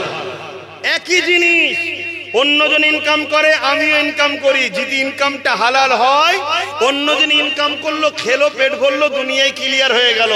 আর আমি হালাল ইনকাম করলাম, আমি খেলাম, আবার হালাল ইনকাম করার জন্য কিয়ামতের দিন আল্লাহ পুরস্কার জান্নাতও দেবে। জোরে বলুন সুবহানাল্লাহ। একই জিনিস, লড়াইয়ের ময়দানে গেল জালিম, আমিও গেলাম। জালিম যদি মারা যায় জাহান্নামে, আমি যদি লড়াইয়ের ময়দানে মারা যাই হকের পক্ষে, শহীদ, জান্নাতি। একই জিনিস, শুধু ঈমান ও নবীর পক্ষে থাকার জন্য কামিয়াবি। একই জিনিস, বাজার থেকে কাপড় কিনে বিবিকে দিল, অন্যজন তার স্ত্রীকে। আর আপনি নবীর উম্মত দিলেন, দিবার সময় ভাবলেন আমার নবী স্ত্রীকে ভালোবাসতে বলেছে, আপনি সুন্নাতের সওয়াব পেলেন। জোরে বলুন সুবহানাল্লাহ।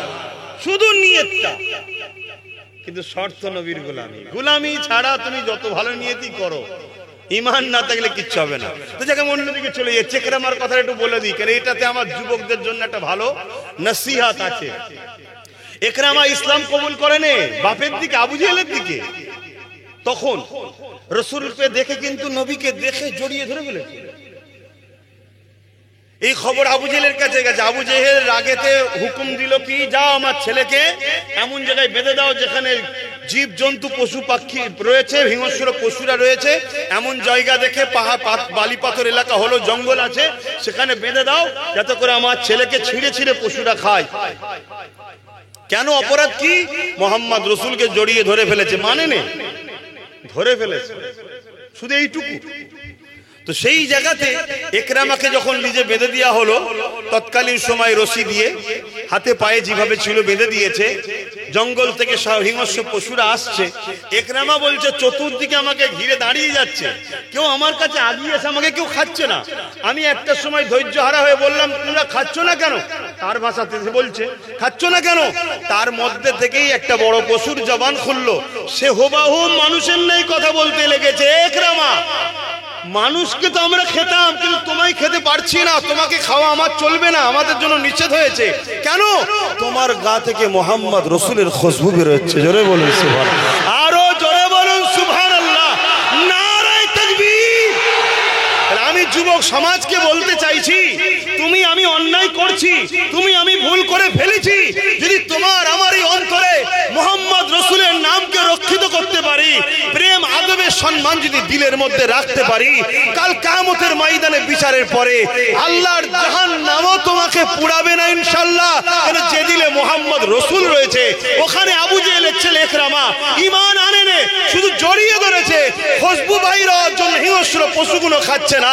তুমি ঈমান এনেছো, নবীকে দিলে রেখেছো, ইনশাআল্লাহ আল্লাহর জান্নাত তোমাকে আল্লাহ দেবে। জোরে বলুন সুবহানাল্লাহ, আরো চিৎকার দিয়ে বলুন সুবহানাল্লাহ। একটু হাত তুলে বলো, হুজুরের গোলামিতে আছো তো নাকি? হুজুরের গোলামি করবে তো নাকি? তাহলে আওয়াজ দিয়ে বলো লব্বাইক। তোমরা বলো ইয়া রাসূলুল্লাহ, লব্বাইক লব্বাইক লব্বাইক লব্বাইক। রবিউল আউয়াল की महीना, सरकार की आमद, हुजूर की आमद, दाता की आमद, पुरनूर की आमद, हबीबुल्लाह की आमद, शफाअत की आमद। नारे दिवार। ভাবো যুবকরা, তোমাকে আমাকে নবীর থেকে সরাতে চাইছে দুনিয়ার একদল লোকেরা। শুনছো তো? প্রকাশ্য দুশ্মনের থেকেও ভয়ঙ্কর হলো বন্ধু সেজে দুশ্মন। প্রকাশ্য দুশ্মনের থেকে ভয়ঙ্কর কে? বন্ধু সেজে দুশ্মন।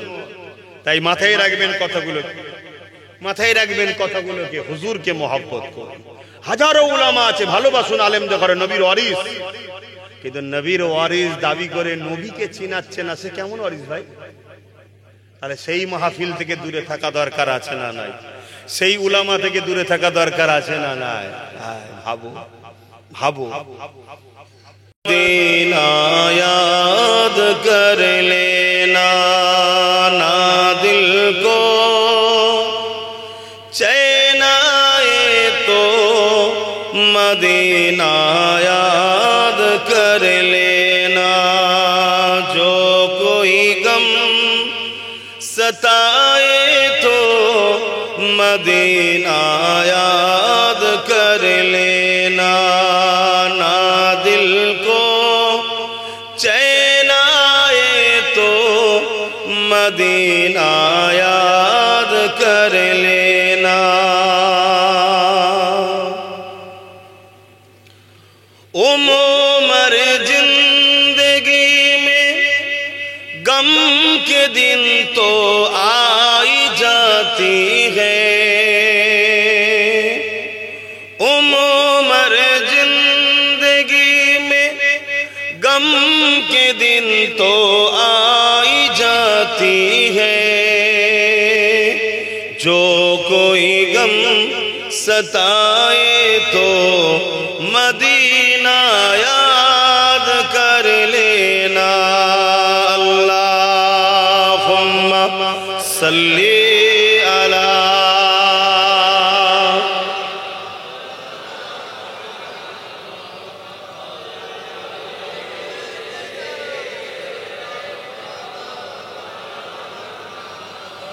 कलमे ला इलाहा इल्लल्लाह, ला इलाहा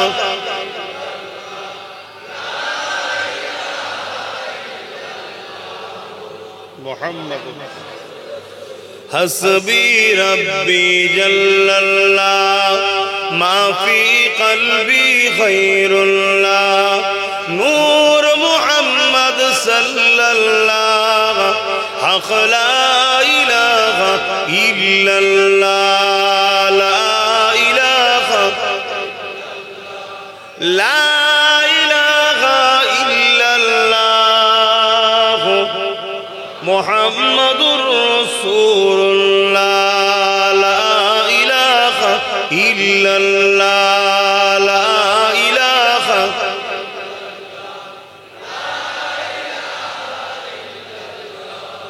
محمد رسول الله اللهم صل على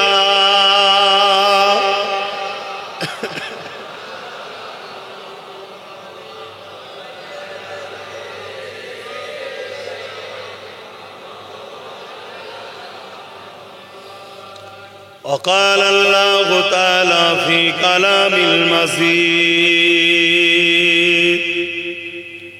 والفرقان الحميد قد جاءكم من الله نور وكتاب مبين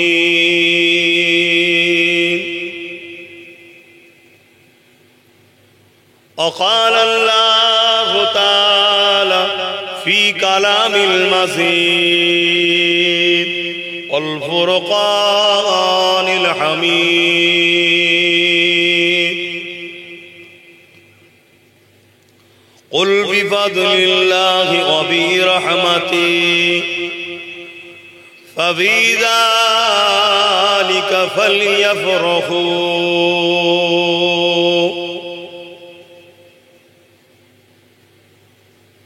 قال رسول الله صلى الله عليه وسلم أول ما خلق الله نور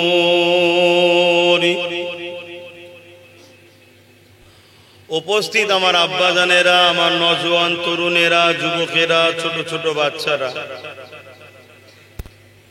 ওলামা হযরত, হাফেজে কোরআন, নামাজি, মুত্তাকি, পরহেজগার ইমাম সাহেবগণেরা, দূর দূরান্তে অবস্থিতা পর্দা নিশিনা আমাদেরই সকলের আম্মা ও বোনেরা, আল্লাহ দরবারে শুকরিয়া যে আল্লাহ আমাদেরকে রবিউল আউয়ালের চাঁদে জান্নাতের বাগানে আল্লাহর শ্রেষ্ঠ নিয়ামতের চর্চা ও শুকরিয়া আদায় করার তৌফিক দিয়েছেন। বলি আলহামদুলিল্লাহ।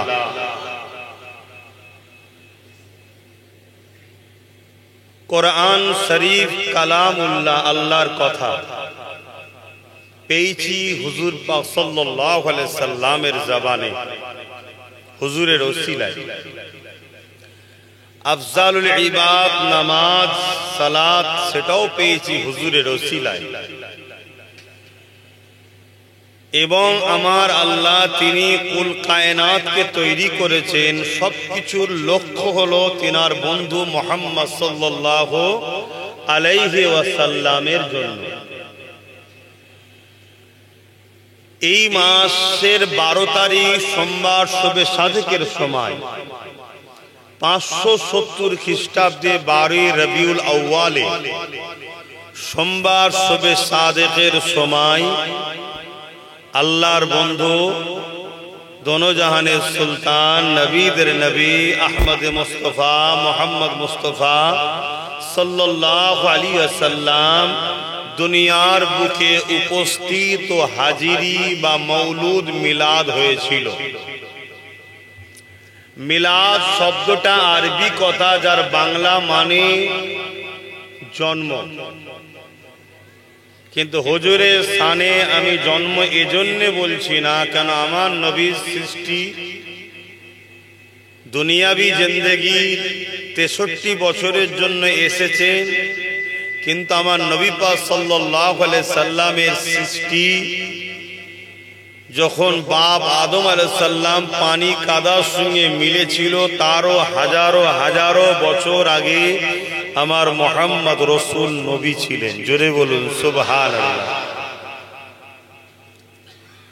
আদবের দিকে খেয়াল করে উপস্থিতি বলবো, হাজিরি বলবো। উর্দু কিতাবের মধ্যে আছে তশরিফ নিয়ে এসেছিলেন, আরবিতে মৌলুদ বলা হয়। তাই আহলে সুন্নাত আল জামাত জান্নাতি দলের অনুসারীরা এই মাসে আমার নবীর শিশুবেলার জীবন ইতিহাস গুলো নবীর উম্মতকে বেশি বেশি করে শোনায়। নবীকে চেনা, নবীকে জানা, নবীর লাইফ স্টাইল সম্বন্ধে ওয়াকিফ হাল হওয়া নামাজ, রোজা, দাড়ি, টুপি, হজ, যাকাতের থেকেও অনেক বড় ব্যাপার। কথাটা মাথায় ঢুকলো কি? হ্যাঁ। কেন নামাজ, রোজা, দাড়ি, টুপি, হজ, যাকাতটা হলো আমল। কেউ আমলে 60%, কেউ আমলে 80%, কেউ আমলে 90%, কেউ আমলে 100%। সবার আমল কিন্তু সমান হয় না। কিন্তু আমার নবী হলেন ঈমান। জোরে বলুন সুবহানাল্লাহ। আমল সেই ব্যক্তি করবে যে চাকরি পেয়েছে, অর্থাৎ যে ঈমান এনেছে। ডিউটি তার জন্য যে চাকরি পায়। আগে ঈমান আনতে হবে, তারপরে আপনার জন্য ডিউটি নামাজ, রোজা, হজ, যাকাত, দান, খায়রাত ইত্যাদি ইত্যাদি ইত্যাদি। যে যত করবে তার মাকাম জান্নাতে তত বাড়বে। কিন্তু ঈমান যদি না থাকে, ডিউটি করে করে হাঁপিয়ে গেল, মাইনে পাওয়া একটু সারা দেবেন না। এই যে আমাদের সমাজে খাকি পোশাক পরা যেসব ভাইরা রয়েছেন, পুলিশ, কেউ যদি চাকরি না পেয়ে ডিউটি দেয়, কেন ঘাটাঘাটি করছো? ঠিকই ছিল তো। কেউ যদি চাকরি না পেয়ে ডিউটি দেয়, সে কি মাসের শেষে মাইনে পাবে? তাহলে চাকরি পাওয়ার পরে ডিউটি যদি কমও হয়ে যায়, তাও কিন্তু মাইনে কাটা গেল, আসার চান্স। আর মালিক যদি কোম্পানির বা যার আন্ডারে থাকে, সে যদি একটু ভালো বা দয়ালু হয়, একটু বকে টকে বলবে পরের মাসে কামাই করবি না, যা মাইনে কাটলাম না, দিয়ে দিলাম। তো দুনিয়ার যদি মালিক এত দয়ালু দেখাতে পারে, যিনি দয়ার মালিক, যিনি দয়া সৃষ্টিকর্তা, যিনি দয়ার খোদ মালিক, সেই আল্লাহর কাছে যদি আমাদের চাকরি অর্থাৎ ঈমান আনার পরে ডিউটিতে যদি একটু এদিক ওদিক হয়েও যায়, আশা রাখা যেতে পারে তিনি বড় দয়ালু, আমাদেরকে যা মাফ করে দিলাম। জোরে বলুন সুবহানাল্লাহ। আর যদি চাকরি না পাই, হুজুরকে চিনলাম না, হুজুরের আদব, হুজুরের প্রেম নাই, অর্থাৎ ঈমান নাই, তাহলে তার উপরে কি দয়া হবে? খুব ভালো করে কথা কোনো শুনবেন। আমি মনে করি প্রত্যেকটা বাপ মা ভাই বোনের হৃদয়ে আমার নবীর প্রেম ও আদবকে ঢুকিয়ে দিবার আমি চেষ্টা করছি। জানি না আমার এই খেদমত আল্লাহ কবুল করবেন কিনা, কিন্তু চেষ্টা এটা, মিশন এটা। একটা ব্যক্তি যদি কাবা শরীফের হাতেমে গিয়ে, যেটা কাবারই অংশ, ওর মধ্যেও সেজদায় পড়ে যদি কানতে কানতে মারাও যায়, আর তার দিলে যদি নবীর প্রেম আদব না থাকে, সে জীবনে জাহান্নামে ঢুকবে আর বেরোবে না। বুঝতে পারছেন আমার নবীর শান কত? তা এই রবিউল আউয়াল মাস এলে আমরা কয়েকটা জিনিস দেখি। নাম্বার 1, একদল মানুষ ফতোয়ার জোয়ার তুলে দেয়। ঈদ তো দুটো, আবার কোথায় ঈদে মিলাদুন নবী পেল, এ নবী করেছে কি, নবীর সাহাবারা করেছে কি, সাধারণ মানুষের মধ্যে একটা বিভ্রান্তি তৈরি করে দেওয়া।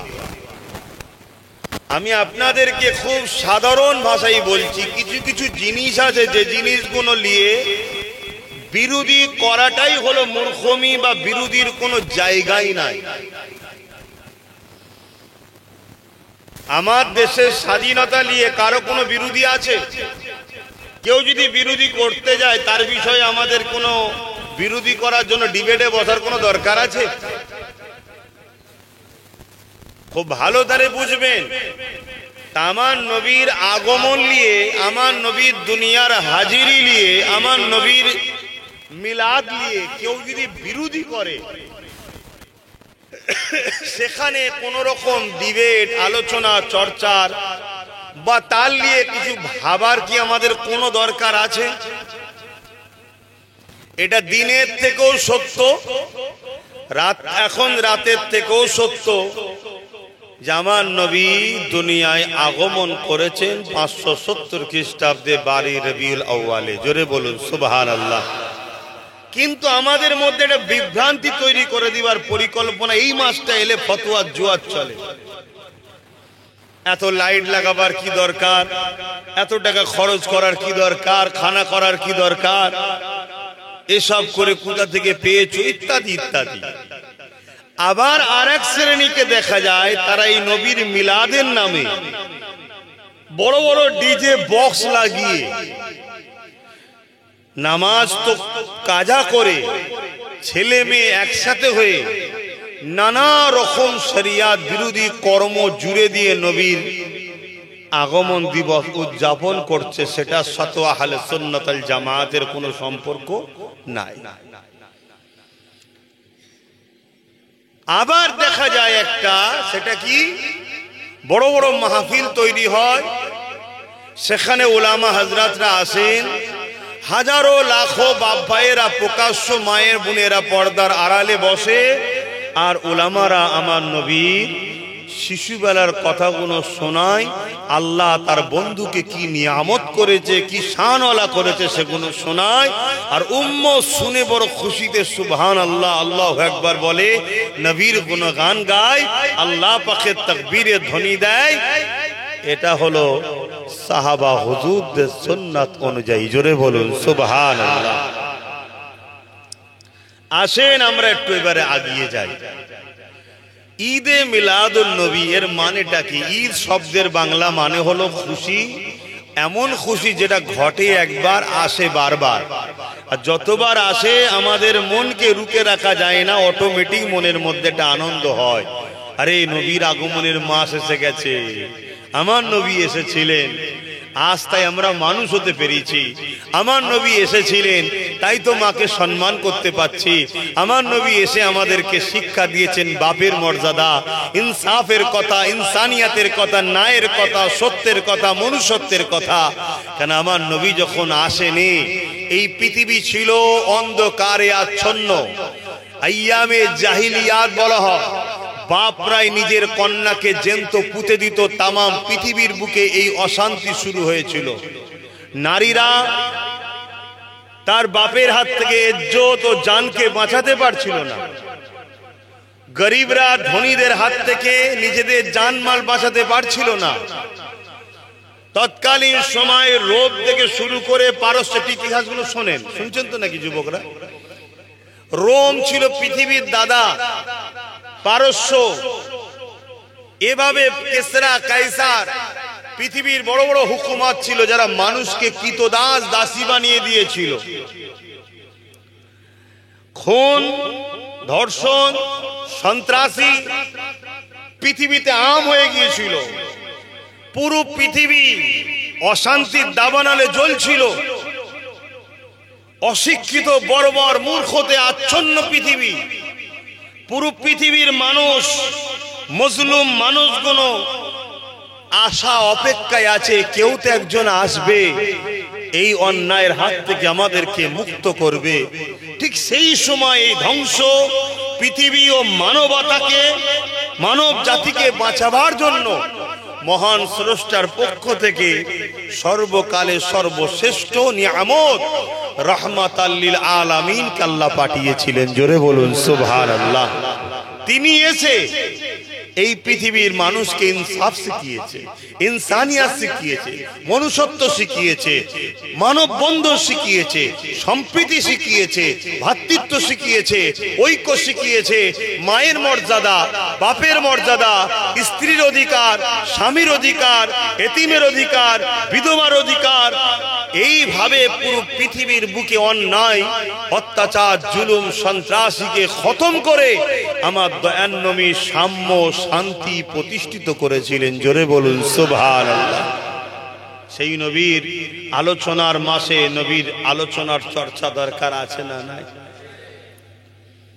আল্লাহ কোরআনে বলছে তোমরা আলোচনা করো, আর কারো কথা প্রয়োজন আছে? আল্লাহ পাক কোরআনের মধ্যে বলছেন, আল্লাহ কোরআনে বলছেন, কুল বিফাদলিল্লাহি ওয়া বিরহমাতিহি ফাবিযালিকা ফালইফরাহু। হাবিব আপনি বলে দিন আমার রহমত ও আমার ফজল পেয়ে মানুষ যেন খুশি আনন্দ বানায়। জোরে বলুন সুবহানাল্লাহ। তবে সেই খুশি আনন্দটা শরিয়তের গণ্ডির মধ্যে, শরিয়তের গণ্ডির মধ্যে থেকে করতে হবে। বড় বড় বক্স লাগিয়ে দিয়ে হই হই করা, মিউজিক বাজানো, এগুলো কি ইসলাম শরিয়তে জায়েজ আছে? তাহলে এভাবে নয়, আলোচনা করো। বা তুমি জুলুস বার করলে সেখানে উজু অবস্থায় মাথায় টুপি ইসলামিক ইউনিফর্মে এক রাস্তা দিয়ে তুমি শান্তিভাবে গেলে, অপর মানুষের কোনো যাতায়াতের অসুবিধা না হয়, এটাকে বজায় রেখেও তুমি করতে পারো। আমার কথা বুঝতে পারছে? তাহলে আল্লাহ কি বললেন? রহমত পেয়ে আর ফজল পেয়ে খুশি বানাও। বলুন তো আমার নবীর থেকে বড় নিয়ামত, বড় আল্লাহর ফজল দ্বিতীয় কিছু আল্লাহ পাঠিয়েছে? যত নবী এসেছেন সবাই বড় নিয়ামত উম্মতের জন্য, মানুষের জন্য। আল্লাহ কিন্তু কাউকে পাঠিয়ে বলেনি যে আমি তোমাদের উপরে শুকরিয়া, তোমাদের উপরে আমি ইহসান করলাম। কিন্তু আমার নবী পাককে পাঠিয়ে আল্লাহ বলেছে আমি মুমিনদের উপরে ইহসান করলাম। জোরে বলুন সুবহানাল্লাহ।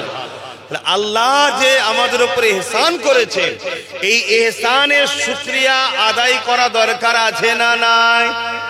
শুকরিয়া অনেক ভাবে হয়, নিজের মনে মনে শুকরিয়া আদায় করা যায়, দু চারজনকে নিয়েও করা যায়। কিন্তু আল্লাহ বলছেন আমার হাবিবকে পেয়ে তোমরা খুব চর্চা করো, খুব খুশি বানাও। তার মানে এটা মনে মনের ব্যাপার নয়, এটা তোমাকে প্রচার প্রসারের মাধ্যম দিয়ে শুকরিয়া আদায় করতে হবে। জোরে বলুন সুবহানাল্লাহ।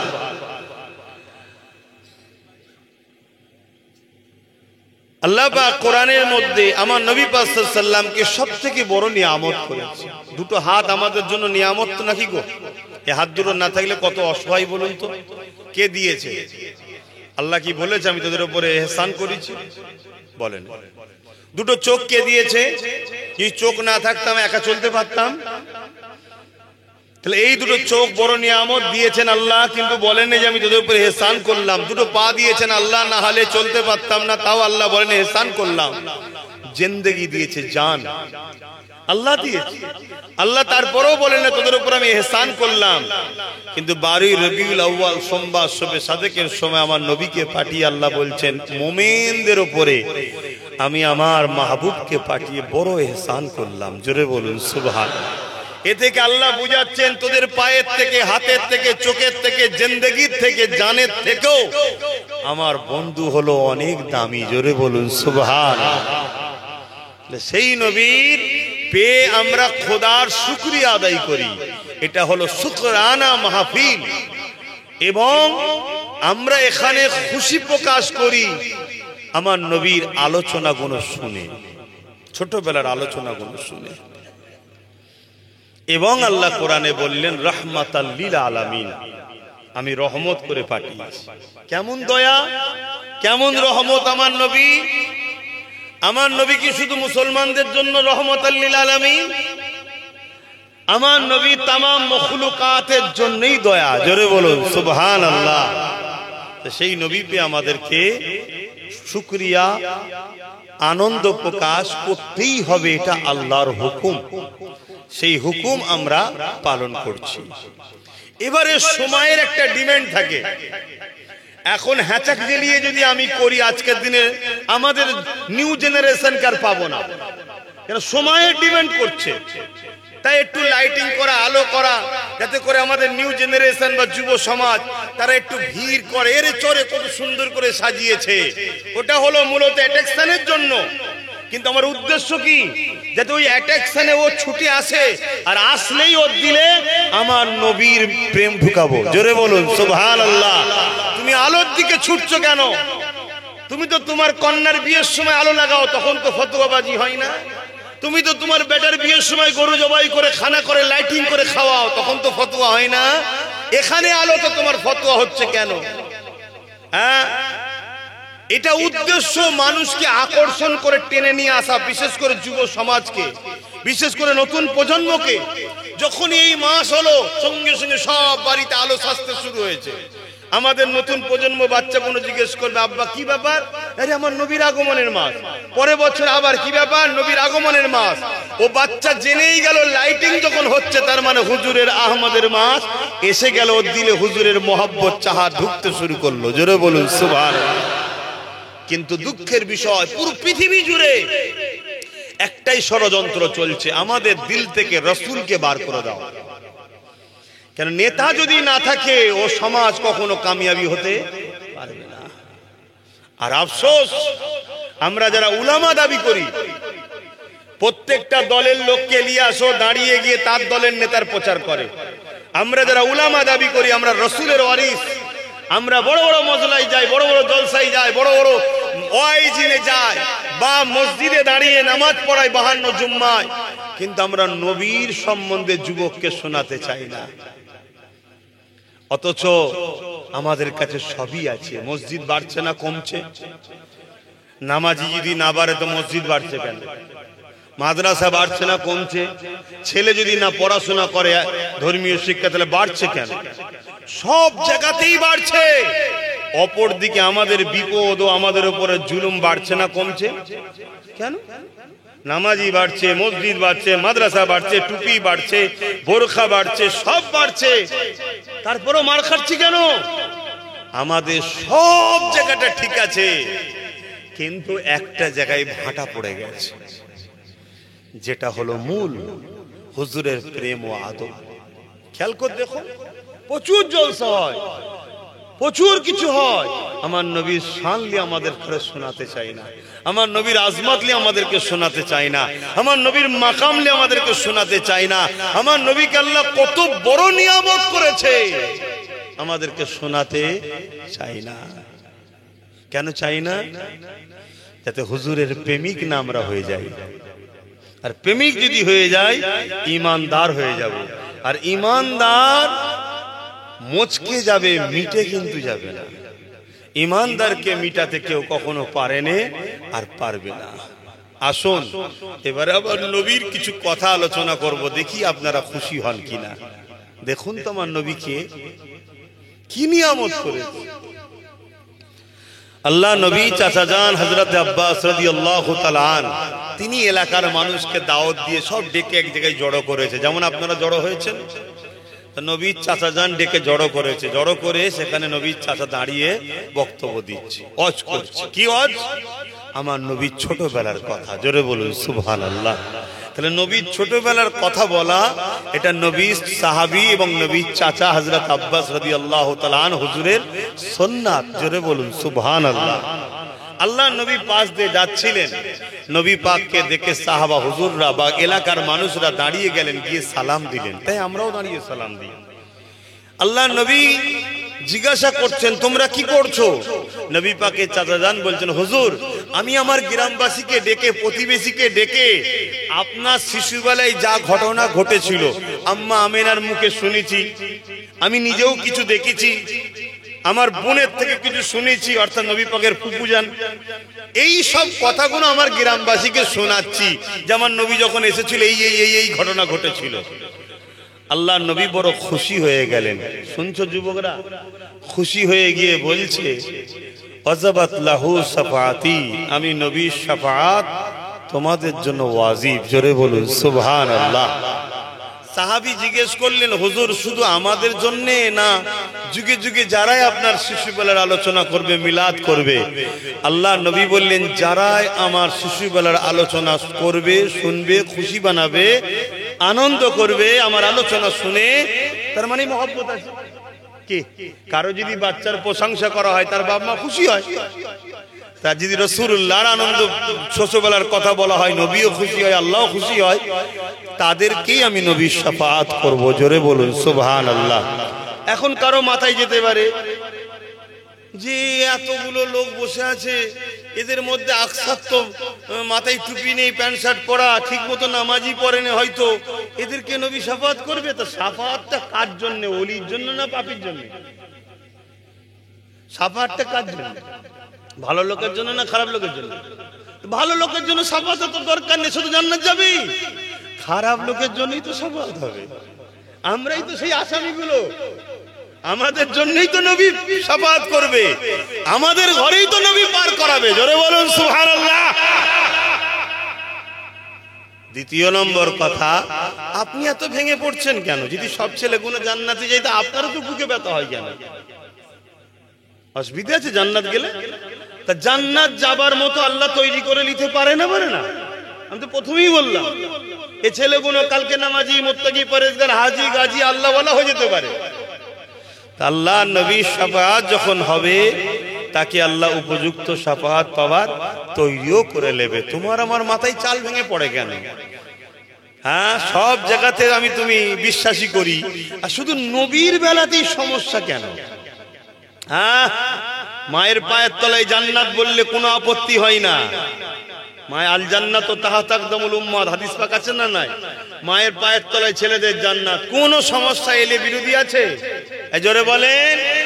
আর যদি বলা হয় মুহাম্মদ সাল্লাল্লাহু আলাইহি সাল্লাম, তিনাকে এক ঝলক যে দেখবে তার জন্য জাহান্নাম হারাম, জান্নাত হালাল। জোরে বলুন সুবহানাল্লাহ।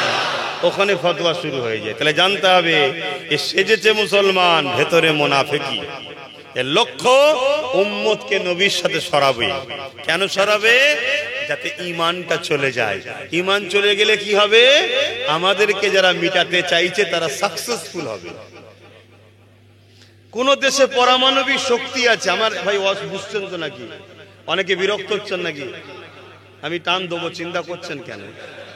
আনন্দ এইসব শোনাতেই তো ভক্ত, কিন্তু না, এটাও জানতে হবে। প্রথম জিনিসগুলো একটু শুনেলেন, কোন দেশে যদি পারমাণবিক শক্তি থাকে সে দেশের সঙ্গে লড়াই করতে কেউ চায়? কেন চাই না? এই পারমাণবিক শক্তি আছে, মেরে দিলেই বই শেষ, তাই তো নাকি? পারমাণবিক শক্তিটা কি? এটা মানুষ তৈরি করেছে। তা মানুষ তৈরি করেছে, তার যদি এত শক্তি হয়, তাহলে বলুন, যার দিলে ঈমান আছে, তার সাহায্যকারী আল্লাহ, আল্লাহর শক্তি বেশি না পারমাণবিক বোমের শক্তি বেশি? যার সাহায্যকারী আল্লাহ হবে, অর্থাৎ যার দিলে ঈমান মজবুত আছে, তাহলে তার পাওয়ারটা কত?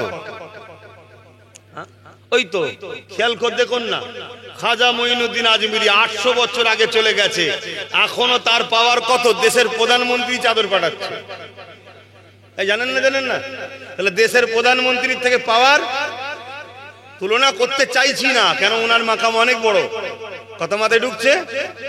কিন্তু 800 বছর আগে চলে গেছে, এখনো পাওয়ার চলছে। কত দেখেছেন? যেই প্রধানমন্ত্রী হয় চাদর কিন্তু পাঠাতে হয়। শুনছেন তো নাকি? কিসের পাওয়ারে? হুজুরের গোলামি, হুজুরের গোলামি। 850 বছর চলে গেছে। বাগদাদের সুলতান আব্দুল কাদের জিলানী আল বাগদাদি আল হাসিমি আল হাসানি আল হুসাইনি, আমেরিকা কত বোম ফেলেছে, একটাও ফাটেনি। মিসাইল ফেটেছে, একটাও ফাটেনি। কেন? নবীর গোলাম আছে। লাস্টে কি করেছে? পায়ে হেঁটে নেমেছে, পায়ে হেঁটে নেমেছে। তুই যা করছিস করবে যা, দাদাগিরি দিয়ে করবি নি, তাহলে হবে না। পায়ে হেঁটে নেবে, নত হয়েছে। তাহলে চিন্তা করুন, 850 বছর আগে চলে গেছে, পাওয়ারটা কিসের? ইমানটা কিসের? নবীর গোলামি। যে যত বড় গোলাম তার ইমান তত বড় পাওয়ারফুল। জোরে বলুন সুবহানাল্লাহ। এটা মাথার মধ্যে ঢুকাও যুবক। সব জায়গায় কম্প্রোমাইজ চলে, সব জায়গায় সেটিং চলে, আন্ডারস্ট্যান্ডিং করো, চলো দুদিনের দুনিয়া করে লাও। কিন্তু আল্লাহর নবীর প্রেম ও আদবের কাছে কোনো সেটিং চলে না। এটা হচ্ছে রেড জোন, 0 পয়েন্ট। এখানে শুট করে আউট ছাড়ার কোনো রাস্তা নাই। মনে থাকবে? আল্লাহ নবী চাচা জান হযরত আব্বাস রাদিয়াল্লাহু তাআলা তিনি নবী পাকের শিশুবেলার আলোচনার মাহফিল বানিয়েছিলেন, যেটাকে আরবিতে বলা হয় মিলাদের মাহফিল। এই মাহফিলের আলোচনা শুনে আমরা বড় আনন্দিত হই, এই জন্য বলা হয় ঈদে মিলাদুন নবীর মাহফিল।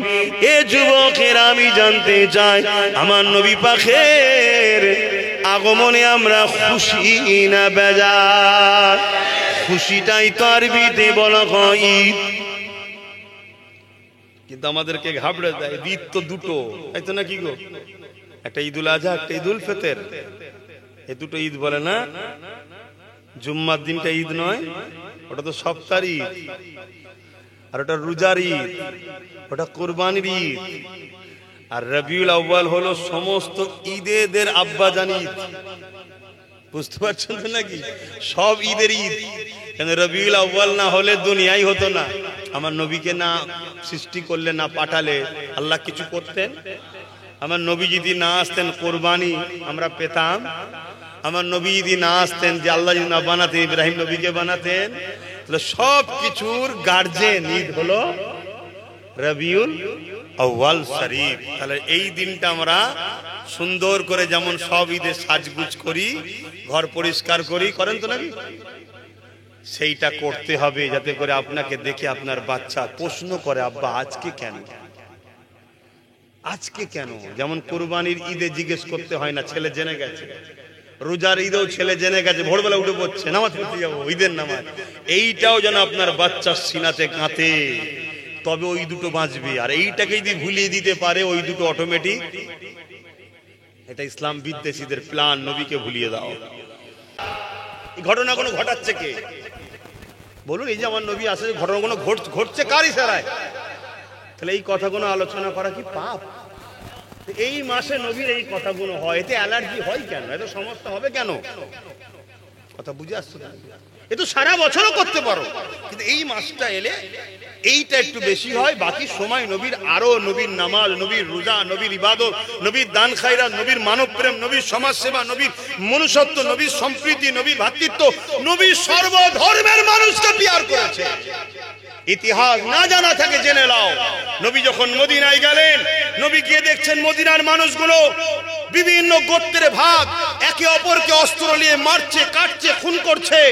গরিবী হালত তাদের, কোন রকম শিক্ষার আলো যায়নি, সভ্যতার আলো যায়নি। আল্লাহ নবী প্রত্যেকটা গোত্রের সর্দারকে ডাকলেন। তার মধ্যে ইহুদি আছে, মূর্তি পূজারী আছে, অগ্নি পূজারী আছে, খ্রিস্টান আছে, বিভিন্ন ধর্মের সব গোত্রের মানুষকে ডাকলেন। ডেকে নবী বললেন, তোমরা যদি এইভাবে একে অপরের পিছনে অস্ত্র তোলো, তোমরা নিজেরাই একদিন ধ্বংস হয়ে যাবে। তোমরা অস্ত্রকে নিজে আর যত্ন করে রাখো। তোমাদের উপরে কেউ হামলা করলে বিদেশি শক্তির হাত থেকে, বা তোমরা তো প্রতিবেশী ভাই ভাই, সব মিলেমিশে থাকো এবং তোমরা রাষ্ট্র কায়েম করো। বিজনেস পলিসি শিখাচ্ছে নবী তাদেরকে। সমস্ত কিছু যখন শিখাচ্ছে, তারা বসে বসে শুনছে। শুনে তাদের মধ্যে একটা উৎফুল্ল হলো। তারা বলতে লেগেছে, মুহাম্মদ সাল্লাল্লাহু আলাইহি সাল্লাম, তোমার এই কথা বড় যুক্তিসঙ্গত, আমরা মানতে রাজি আছি। তারা কেউ আমার নবীকে নবী বলে তখন মানছে না। গুটি কত সাহাবা ছিলেন, আলাদা কথা।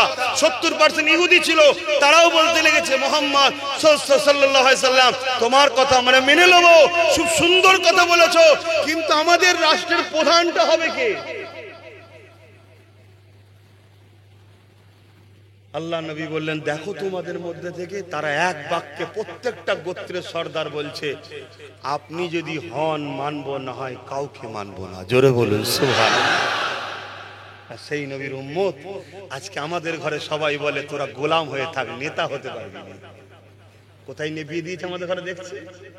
আর আমার নেতাকে ইহুদিরাও বলছে আপনি যদি হন মানবো, মূর্তি পূজারি বলছে, আগুন পূজারি বলছে, খ্রিস্টান বলছে, নাসারারা বলছে, সবাই বলছে আপনি যদি হন। কেন আপনার মধ্যে ইনসাফ আছে, ইনসানিয়াত আছে, আপনার মধ্যে আমানতদার আছে, আপনি কখনো আমানত খেয়ানত করতে পারেন না। আল্লাহ নবী রাজি হলেন এবং তারা দ্বিতীয় প্রশ্ন করেছিল, আমার আরেকটা জানার বিষয় আছে, আমরা আমাদের ধর্মের উপরে, আস্থার উপরে আমরা থাকবো, এতে জোর না হয়। আল্লাহ নবী সনদ তৈরি করে দিলেন, কারো ধর্ম স্থানের উপরে কোনো রকম জোর জবরদস্তি নয়। কিন্তু আমার নবীর আখলাক, আমার নবীর ব্যবহার, আমার নবীর আদর্শ, আমার নবীর চরিত্র, আমার নবীর লাইফ স্টাইল, 10 বছর নবী রাজনীতি করা শিখালেন, সেই পলিসিটাকে দেখে পুরো মদিনার মানুষ আর কেউ অন্য জায়গায় ছিল না, সব মোহাম্মদ রসুলের হয়ে গেল। জোরে বলুন সুবহানাল্লাহ। যেমন আজকে আমেরিকা, যেমন আজকে ব্রিটেন, যেমন আজকে ইউরোপ দুনিয়া, হুকুমত তাদের, নেতা তাদের, মিলিটারি তাদের, শাসক তারা, মিডিয়া তারা, কলম তারা, সব তাদের।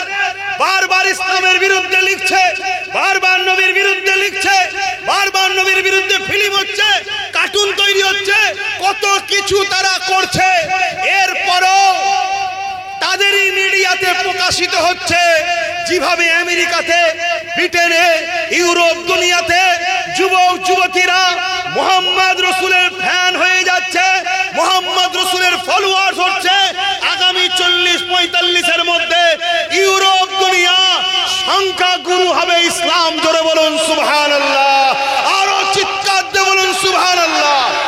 আজ আমরা পৃথিবী জুড়ে দেখছি হুকুমত তাদের, অথচ বদলাম আমরা। আমার ভারতে দেখুন 77, 78, 79তম স্বাধীনতা হলো, ক্ষমতায় তারা, সব জায়গায় তারা, প্রধানমন্ত্রী তারা, স্বরাষ্ট্রমন্ত্রী তারা, মিলিটারি প্রধান তারা, সব জায়গায় তারা। আর বারবার মিথ্যা হবে মিডিয়ায় আমার ইসলাম, আমার মসজিদ, আমার মাদ্রাসাকে বারবার টার্গেট করা হচ্ছে। মনে রাখবে, ব্যথা যত বাড়বে ফুটফুটে সন্তান আসার চান্স তত তাড়াতাড়ি হবে। তুমি ইসলামের পিছনে যত লাগবে, আগামী দিন ইসলাম তত মানুষের কাছে প্রিয় হয়ে উঠবে ইনশাআল্লাহ। তাই আজ আমি এতগুলো মানুষকে নিয়ে একটা সাক্ষী নিতে চাইছি, আমাদেরও কিছু দায়িত্ব আছে না? না, জমির জন্য মারপিট করি, বন্ধুর জন্য মারপিট করি, ভাইয়ের জন্য মারপিট করি, প্রতিবেশীর জন্য মারপিট করি, হকের জন্য মারপিট করি। ভালো কাজে সাথ দেবেন, ভালো কথা, কিন্তু আমার মসজিদ, আমার মাদ্রাসা, আমার ওয়াকাফ, আমার খানকা, আমার ঈদগাহ কেউ যদি ক্ষমতার জোরে ছিনিয়ে নিবার স্বপ্ন দেখে, এই জায়গায় আমাদের তাদের বিরুদ্ধে লড়াইয়ের দরকার আছে না নয়? হাত তুলে বলেন, লড়াইয়ের দরকার আছে না নয়? তারা যদি মনে করে ক্ষমতা আমার হাতে, মিলিটারি আমার হাতে, প্রশাসন আমার হাতে, আমি সব করে দেখিয়ে দেবো, জুলুম করে দেখিয়ে দেবো, তাহলে আমরাও বলবো নমরুদ এই স্বপ্ন দেখেছিল, সাদ্দাত এই স্বপ্ন দেখেছিল, আবু জেহেল এই স্বপ্ন দেখেছিল, ফিরাউন এই স্বপ্ন দেখেছিল, চেঙ্গিস খান এই স্বপ্ন দেখেছিল, বুশ এই স্বপ্ন দেখেছিল। ইসলামকে মুছে দিবার আল্লাহ তাদেরকে মিটিয়েছে। ইসলাম ছিল, আছে, তবে কিয়ামত পর্যন্ত থাকবে। জোরে বলুন সুবহানাল্লাহ, আরো চিৎকার দিয়ে বলুন সুবহানাল্লাহ। কিন্তু আপনাদেরকে বলি, আপনারা হকের পক্ষে, ন্যায়ের পক্ষে, সত্যের পক্ষে, মনুষ্যত্বের পক্ষে দাঁড়ানো, এটা আপনাদের দায়িত্ব আছে না নয়? আমাদের লড়াই হিন্দু ভাইদের বিরুদ্ধে নয়, কেন তারা আমাদের ভাই বোন। আমাদের লড়াই আদিবাসী, সাঁওতাল, মতুয়া, কোন খ্রিস্টান কারো বিরুদ্ধে আমাদের লড়াই নয়, তারাও আমাদের ভাই বোন। কেন আমরা সবাই এক বাপ এক মা, আদম ও হাওয়া থেকে তৈরি, আমাদের সবাইরা ভাই বোন। আমাদের লড়াই জালিমের বিরুদ্ধে, আমাদের লড়াই মিথ্যার বিরুদ্ধে, আমাদের লড়াই অন্যায়ের বিরুদ্ধে, আমাদের লড়াই লুটেরাদের বিরুদ্ধে, আমাদের লড়াই এমন করে যারা নারী পুরুষ গরিব অসহায়দের উপরে জুলুম করে তাদের বিরুদ্ধে। আজ আমি আরেকবার জানতে চাইছি, ওয়াকাফ বাঁচাতে গিয়ে ওয়াকাফের পক্ষে, কেন্দ্রের কালা কানুনের বিরুদ্ধে আগামী দিন কলিকাতার ব্রিগেড যদি যেতে বলি আমি, আমার ডাকে আপনারা কাঠের পয়সা খরচ করে যেতে রাজি আছে? হাত ধরতে হবে না তো? হাত লম্বা করে তোলেন।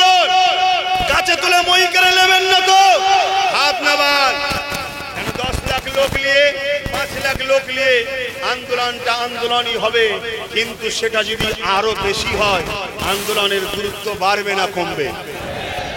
রাসূল বললেন অন্যায় দেখলে হাত দিয়ে রাখো। তাহলে কোন অমুসলিমের ওপরেও যদি জুলুম হয় অমুসলিমের পাশে দাঁড়িয়ে জালিমের বিরুদ্ধে লড়বো না লড়বো না? যদি কোনো হিন্দুর উপরে মুসলমানও জুলুম করে আমরা হিন্দুর পাশে দাঁড়িয়ে সেই মুনাফিক মুসলমানের বিরুদ্ধে লড়বো, ঠিক না বেটি? হ্যাঁ, মুসলমান কখনো জালিম হতে পারে না। তোমার নবী কখনো কারোর উপরে জুলুম করেনি, তুমি মুসলমান দাবি করে জুলুম করে কি করে মুসলমান হতে পারলে তুমি বলো?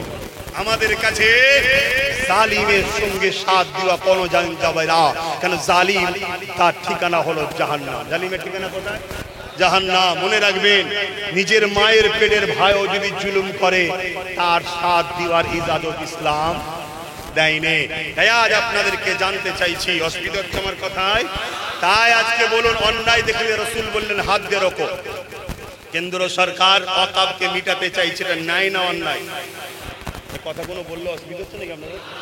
এই অসুবিধা হচ্ছে যে ধর্মসভায় এসে বলছেন কেন ওয়াকফটা কি ধর্মের বাইরে নাকি?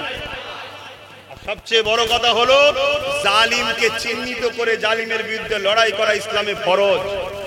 ইসলামে কি? ইসলাম শিখাবো না শিখাবো না? তাহলে আজকে সে ক্ষমতার জোরে আজকে জুলুম করছে। ইসলাম বলছে অন্যায় দেখলে হাত দিয়ে রোকো। যদি হাতে ক্ষমতা না থাকে মুখ দিয়ে প্রতিবাদ করো, যদি মুখে ক্ষমতা না থাকে অন্তর থেকে ঘৃণা করো। তাহলে কেন্দ্র সরকার যে আইনটা করছে এটা সংবিধানের পক্ষে না বিরুদ্ধে? কোথাও তেমন বিরুদ্ধে। তাহলে দ্বিতীয় নম্বর, এটা জুলুম হচ্ছে, অন্যায় হচ্ছে, এর বিরুদ্ধে আপনাকে ক্ষমতা থাকলে হাত দিয়ে, হাতে যদি ক্ষমতা না থাকে মুখ দিয়ে, মুখ প্রতিবাদ, যদি মুখে ক্ষমতা না থাকে ঘৃণা করতে হবে। যদি তিনটের মধ্যে কোনোটা না থাকে রাসূল বলছে ঈমান আজরে বলে নেই। চলে আসুন, চলে আসুন। তাহলে কেন্দ্র সরকারের এই কালা কানুন আমরা মানছি না, এর বিরুদ্ধে লড়াই চলবে। তবে 8-9 বছর ধরে ওয়াকফ বাঁচাও চিল্লাচ্ছি না, চিল্লাইনি?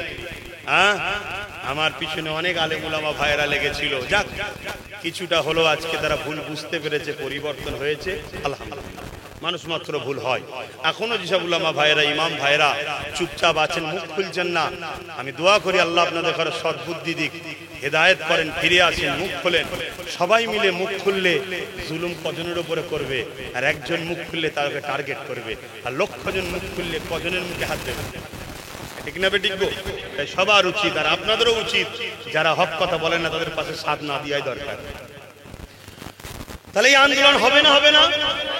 কিন্তু কেউ যদি আন্দোলন করে আর যদি তার বিরুদ্ধে শাসক, যদি রাজ্য শাসক যদি বিরোধী করে, আমি আমার মসজিদের কথা বলবো, মাদ্রাসা বাঁচার কথা বলবো, কবরস্থানের কথা বলবো, ঈদগার কথা বলবো, আর রাজ্য শাসক যদি বলে বলতে দেবো না, এটা নাই করছে না অন্যায় করছে? জোরে বলুন। তাহলে অন্যায়ের বিরুদ্ধে হাত দিয়ে লড়তে হবে না? হবে না? তাহলে ওর বিরুদ্ধে যেমন হাত দিয়ে লড়তে হবে, এর বিরুদ্ধে লড়তে হবে না? হবে না? ওর বিরুদ্ধে মুখ দিয়ে প্রতিবাদ, এর বিরুদ্ধে প্রতিবাদ করতে হবে না? হবে না? ওকে যদি ঘৃণা করে একেও ঘৃণা করতে হবে না? হবে না? যদি না করতে পারো, রাসূলের ভাষায় ঈমান নাই। তেল কেটে যাবে কবরে ঢুকলে।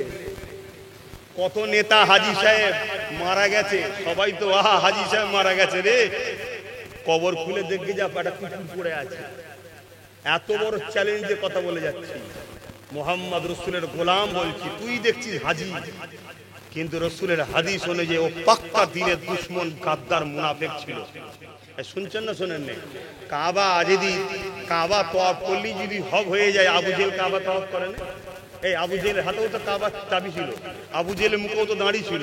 আবু জেহেল যখন ঘোড়ার পিঠে চেপে যেত, দুদিকে দাঁড়ি উঠতো, পাগড়ি ছিল, কি করবে? আব্দুল্লাহ ইবনে উবাই নাম শুনেছেন? নবীর হাতে হাত দিয়েছে, নবীর পিছনে নামাজ পড়েছে, নবীর সঙ্গে জিহাদে গেছে, নবীর সঙ্গে হজ করেছে, নবীর সাথে রোজা রেখেছে, নবীর মজলিসে বসে হজ শুনেছে। কোরআন তাকে বলছে মুনাফিক, কোরআন ঘোষিত সে জাহান্নামী। শুনছেন তো নাকি? হ্যাঁ, পথে খুব ঠান্ডা মাথায় আমার কম হন, আমি বুঝাচ্ছি। এখন আপনাদের কাছে কোন মুনাফিক এসে বলবে সবই ঠিক আছে, কিন্তু কি করা যাবে, চোরের পিছনে লাগতে গেলে ডাকাত চলে আসবে, বুঝাবে না? বুঝাবে না? এই জোরে বলুন। কিন্তু আমি আপনাকে নবীর কথা শোনাবো, সেটা হচ্ছে কি, নবী বলছে বন্ধু সেজে দুশ্মনের থেকে প্রকাশ্য দুশ্মন খাতারনাক কম। প্রকাশ্য দুশ্মনকে চিনা যায়, বন্ধু সাথে দুশ্মনকে চিনা যায় না। কথা মাথায় থাকবে তো নাকি? আর একজন আমার সিল লাইনে, আমার নুড়া লাইনে, কিন্তু আমার দাঁতের গোড়া ভাঙছে, এটা যতটা না কষ্ট, আর একজন আমারই সিল, আমারই নুড়া, আমারই ভাঙছে দাঁতের গোড়া। আমার এতেই তুমি ক্ষমতায় আসবে। সবার বেলায় তোমার কাছে পয়সা থাকে, সবার বেলায় তোমার কাছে দরদ থাকে, সবাই তোমার পুলিশকে গাল দিলে জামাই খাতির করো, আর আমি যখন আমার মসজিদ মাদ্রাসা কবরস্থান নিয়ে বলতে যাই, তোমার বুকে ব্যথা হয় কেন? তোমার বুকে ব্যথা হয় কেন? আল্লাহর কাছে দোয়া করি তোমার এই বুকের ব্যথা যেন হার্টের প্রবলেম করে দেয়। বলুন আমি। তোর বুকে খোদার গজব, বলুন আল্লাহুম্মা আমিন। শয়তান, তোর এত বড় সাহস, তুই আমাদের উপরে জুলুম করছিস, হ্যাঁ, পাওয়ার দেখাচ্ছিস। আর আমার যেসব মুসলিম ভাইরা এই ইসলাম বিদ্বেষীর সঙ্গে সাথ দিয়ে আছো, তোমাদেরকে এখনো বলছি, যদি মোমেন হও, নবীকে যদি ভালোবাসো, আল্লাহ যদি ভয় থাকে, আর কবর যদি বিশ্বাস করো, তওবা করো, পরিবর্তন হও, তওবা করো, পরিবর্তন হও। আমি তোমাদেরকে অন্য কোনো দিক দেখাবো না, আমি একটাই দিক দেখাবো। নবী বলেছেন কোরাইশের নেতৃত্ব মানো, কোরাইশ ঘরের ছেলে নওশাদের সাথ দেবে। আমি হুজুর হিসাবে বলার অধিকার আছে না নাই? দাস, আমি আমার কওমের মানুষকে মেসেজ দিয়ে গেলাম। আপত্তি হলো কারো? যদি আপত্তি হয়, তুমি তোমার বেঈমানকে নিয়ে থাকবে যাও, এখানে যুদ্ধ কেন? এখানে জুটবে না। তোমার বেঈমান যখন আছে, আমরা জুটি নাকি? তুমি তোমার লে থাকবে যাও। তোমার বেঈমান ক্ষমতার জোরে আমার দিনের বিরোধী করছে, আমরা ছেড়ে দেবো? এই কথা বলেন, ছেড়ে দেবো?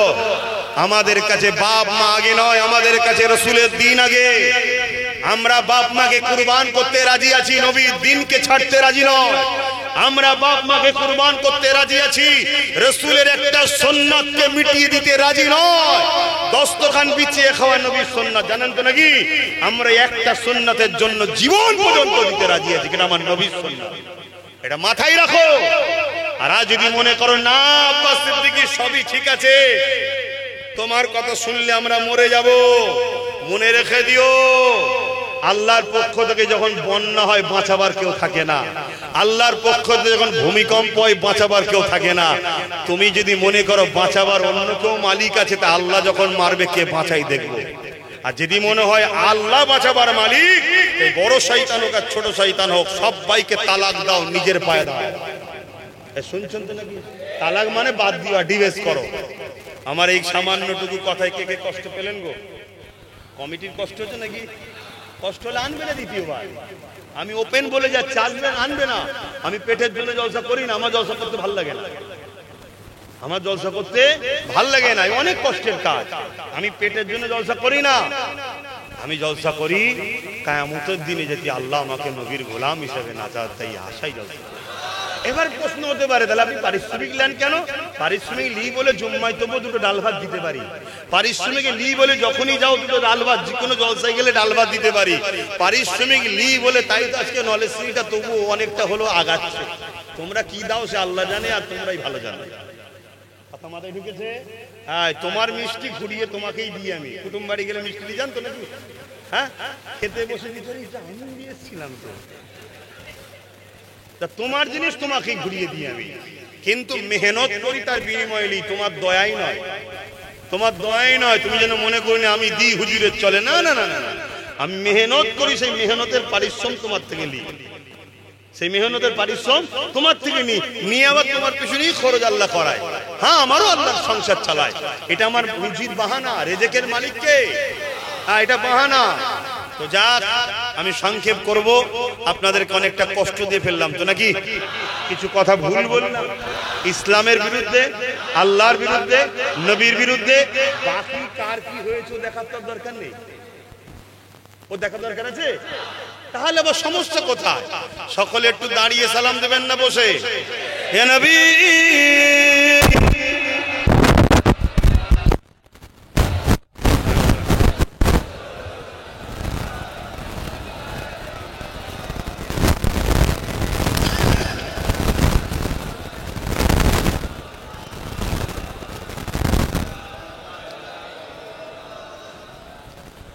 মাশাআল্লাহ।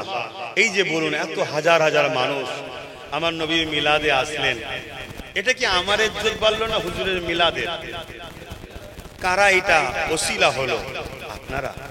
আল্লাহ আপনাদের ইজ্জতকে বাড়ান, বলুন আমিন। নিজেকে চিনতে শিখে আল্লাহ আপনাদের ঘরে শ্রেষ্ঠ উম্মত ও শ্রেষ্ঠ মখলুক করেছে, শ্রেষ্ঠ উম্মত ও শ্রেষ্ঠ মখলুক করেছে। কোন জালিম অত্যাচারী বেঈমান চোরেদের দালালি করার জন্য নয়। আল্লাহ আপনাদের ঘরে খলিফা করেছে। কি করেছে? খলিফা, প্রতিনিধিত্ব করার জন্য আল্লাহ আপনাদের পাঠিয়েছে। কোরআনে আল্লাহ আপনাদের সম্বন্ধে বলছে খায়রুল উম্মাহ কুনতুম খায়রা উম্মাতিন, সবথেকে শ্রেষ্ঠ উম্মত আপনারা। কেন? আপনাদের দুটো কাজ, অন্যায়কে মিটানো, ন্যায়কে প্রতিষ্ঠিত করা। এবারে বলুন, অন্যায় মিটাতে গিয়ে জেল হবে, আপনি ঘাবড়ে গেলে তো হবে না। অন্যায় মিটাতে গেলে মার খাবেন, ঘাবড়ে গেলে তো হবে না। অন্যায় মিটাতে গিয়ে শহীদ হয়ে যাবেন। আল্লাহ যেটা কপালে রেখেছে, আল্লাহর খুশির জন্য শহীদ হতে রাজি নয়, আল্লাহর খুশির জন্য জেলে যেতে রাজি নয়, আল্লাহর খুশির জন্য মার খেতে রাজি নয়। তা তুমি যদি সত্যি খায়রুল উম্মাহ হও, তোমাকে তো ভয় খেলে হবে না, তোমাকে তো রুখতে হবে। কি? জুলুমকে রুখতে হবে। কথা মাথায় থাকবে তো? আরো একবার আল্লাহকে সাক্ষী দিয়ে বলো যে আমরা ন্যায়ের পক্ষে, অন্যায়ের বিরুদ্ধে। কারা কারা ন্যায়ের পক্ষে, অন্যায়ের বিরুদ্ধে? হাত তুলে বলো। ন্যায়ের পক্ষে তো, ন্যায়ের পক্ষে তো, অন্যায়ের বিরুদ্ধে তো। হ্যাঁ, এই দুটো কাজ আমাদের কে দিয়েছে? আল্লাহ। তুমি সবার কথা শুনছো, তোমার স্রষ্টার কথা শুনবে না? হ্যাঁ, তোমার স্রষ্টার কথা শুনতে হবে। আমারও তো জীবন আছে, আমারও তো জিন্দেগি আছে, আমারও তো দুশ্মন আছে। আমি দুশ্মনকে তোয়াক্কা করি না। কেন? আমি এতটুকু জানি, আমি আমার কিসমতকে লিখে নিয়ে এসেছি, অর্থাৎ আমার কিসমত লিখা হয়ে গেছে। যেটা আমার কিসমতে আছে সেটা হবে, শুধু আমায় চেষ্টা করতে হবে। মুহাম্মদ সাল্লাল্লাহু আলাইহি সাল্লামকে আল্লাহ ক্ষমতা দিয়েছে, পাওয়ার দিয়েছে। জোরে বলুন সুবহানাল্লাহ। আসেন আলোচনার দিকে যাচ্ছি। পাহাড় আরেকটু ঘোরাতে হবে ভাই, নাই কানে লাগছে, অতিরিক্ত হয়ে গেল। শুধু হালকা করে পিঠটা লাগলি হবে, বাস বাস বাস। আসেন সেই নবীর ওপরে মহব্বতে একটু দরুদ, সকলে জবান খুলে পড়বেন। কেন এখানে আরেকটু বলে নি, আমার বিশেষ করে যুবকের সংখ্যা বেশি, মাথায় টুপি নেই, পরনায় প্যান্ট শার্ট পরা। জানি এগুলো ভুল আমার ভাইদের, কিন্তু এরপরও সবার দিলে একটা চাহাত আছে আমি জান্নাতে যাব, তাই তো নাকি? বলো না আমার ভাইয়েরা, এই শখটা সবার আছে না? না, জান্নাত যেতে গেলে আল্লাহর দয়া ছাড়া কখনো হবে না। আল্লাহর দয়াটাই হলো মুহাম্মদ সাল্লাল্লাহু আলাইহি সাল্লাম। জোরে বলুন সুবহানাল্লাহ। ওমা আরসালনাকা ইল্লা রাহমাতাল লিল আলামিন। আল্লাহ তার বন্ধুকে তামাম আলমের জন্য দয়া করেছে। জোরে বলুন সুবহানাল্লাহ। তা আমি আজ পাপী, কথা ঠিকই, অন্যায়কারী, কিন্তু আল্লাহর রহমত যদি আমার উপরে নজর হয়ে যায়, আল্লাহর রহমত যদি আমি পেয়ে যাই, তাহলে কাল আমি ওলি হব না, এর তো কোনো কথা নেই। কি আমরা এই জমিনের উপরে দেখেছি, হালকা বয়সে কত যুবক শরাব পান করত, সুদ খেত। একটা সময় আল্লাহর দয়া হয়েছে তার উপরে, জগৎ বিখ্যাত বিখ্যাত ওলি হয়ে গেছে। জোরে বলুন সুবহানাল্লাহ। আমার ভাইগুলো আজকে হালকা বয়সে একটু ভুল করছে, একটু খারাপ দিকে চলে গেছে। যদি এদের সম্পর্কটা আমার নবীর সঙ্গে গভীরভাবে থাকে, একটা দিন তো কামলিওয়ালার নিগাহ আসবে, নজর আসবে, কারাম আসবে, যে আমার উপরে বারবার দরুদ পড়ে। হায়দার বেরিয়া নাকি, হায়দার বেরিয়া থেকে বারবার ওই যুবকটা দরুদ পড়ে। ফারিস্তা কে সে? পর্দা উঠিয়ে আপনাকে এক ঝলক দেখবে, আরে তো আমাকে ভালোবাসে, অথচ অনেক ভুল রাস্তায় আছে। আমার নবী বলবেন আল্লাহকে হিদায়াত করে দেন, আপনি জগৎ বিখ্যাত ওলি হয়ে যাবেন। জোরে বলুন সুবহানাল্লাহ। তাই মনে রাখবেন, নামাজ, রোজা, দাড়ি, টুপি, হজ, যাকাত, দান, খায়রাত সবটাই আমাদের দরকার। কোনোটা কবুল হয় কেউ বলতে পারবে না, কিন্তু নবীর উপরে দরুদ সালাম শুধু পড়তে দেরি, সঙ্গে সঙ্গে কবুল হয়। জোরে বলুন সুবহানাল্লাহ। কারণ নামাজ আল্লাহর জন্যে, রোজা আল্লাহর জন্যে, হজ আল্লাহর জন্যে, আল্লাহ কারো মুখাপেক্ষী নয়, তিনি নিতেও পারে নাও নিতে পারে, আমার কিছু করার আছে না। কিন্তু তোরা আমার হাবিবের উপরে যখন দরুদ পড়েছিস, আমার ভালোবাসার উপরে যখন সালাম দিয়েছিস, আমি এটা ফিরিয়ে দেবো না, সঙ্গে সঙ্গে কবুল করব। জোরে বলুন সুবহান। তাহলে কেউ মুখ বন্ধ করে থাকলে জানতে হবে সত্যি সে নসিব তার খারাপ। কেন এক জায়গায় বসেও যদি আমার মুখ থেকে দরুদ না বেরোয়, কলেমা না বেরোয়, আর কবে বেরোবে? আসো আমার ভাইরা, আল্লাহুম্মা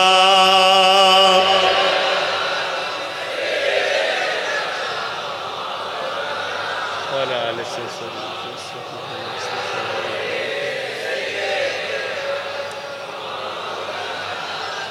মাশাআল্লাহ। আউযু বিল্লাহি মিনাশ শাইতানির রাজীম। বিসমিল্লাহির রহমানির রহিম।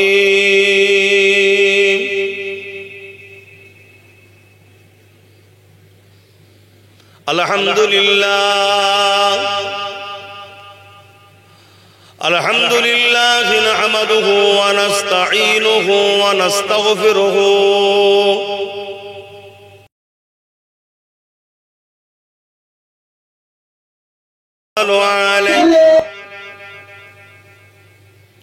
ওয়া নাউযু বিল্লাহি মিন শুরুরি আনফুসিনা ওয়া মিন সাইয়্যাতি আমালিনা। من يهدي الله فلا مضل له ومن يضلله فلا هادي له ونشهد أن لا إله إلا الله। এটা নবী পাক সাল্লাল্লাহু আলাইহি ওয়াসাল্লামের মেম্বার। আমরা সবাই তৈরি করেছি, উদ্দেশ্য একটাই, দোনো জাহানের সুলতান, বাদশাদের বাদশাহ, নবীদের নবী আহমদ মুস্তফা মোহাম্মদ মুস্তফা সাল্লাল্লাহু আলাইহি সাল্লাম কে নিয়ে আলোচনা। শুধু জমিনওয়ালা আমরা আমার নবীর আলোচনা করি তা নয়, আরশওয়ালা খোদ আল্লাহ আমার নবীর আলোচনা করেন। জোরে বলুন সুবহান। তবুও তোমার আলোচনায় বিরতি রাখি, আলোচনা আমাদের বন্ধ থাকে, কিন্তু আমার আল্লাহ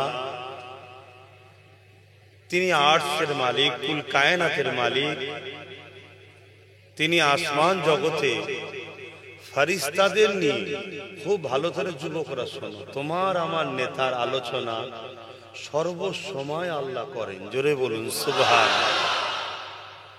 কোরআনে একটা আয়াত আমরা সবাই জানি, ইন্নাল্লাহা ওয়া মালাইকাতাহু ইউসাল্লুনা আলান নবী। এই যে আল্লাহ নবীর উপরে দরুদ পাঠায়, আমাদের মতো আল্লাহ পড়ে না। আল্লাহ দরুদটা হলো তিনি ফেরেশতাদের মজলিস তৈরি করে সেই মজলিসে আমার নবীর শান, মর্যাদা, মাকাম, রুতবাকে বাড়ান। জোরে বলুন সুবহানাল্লাহ। এবং কোরআন শরীফকেও যদি আমরা দেখি,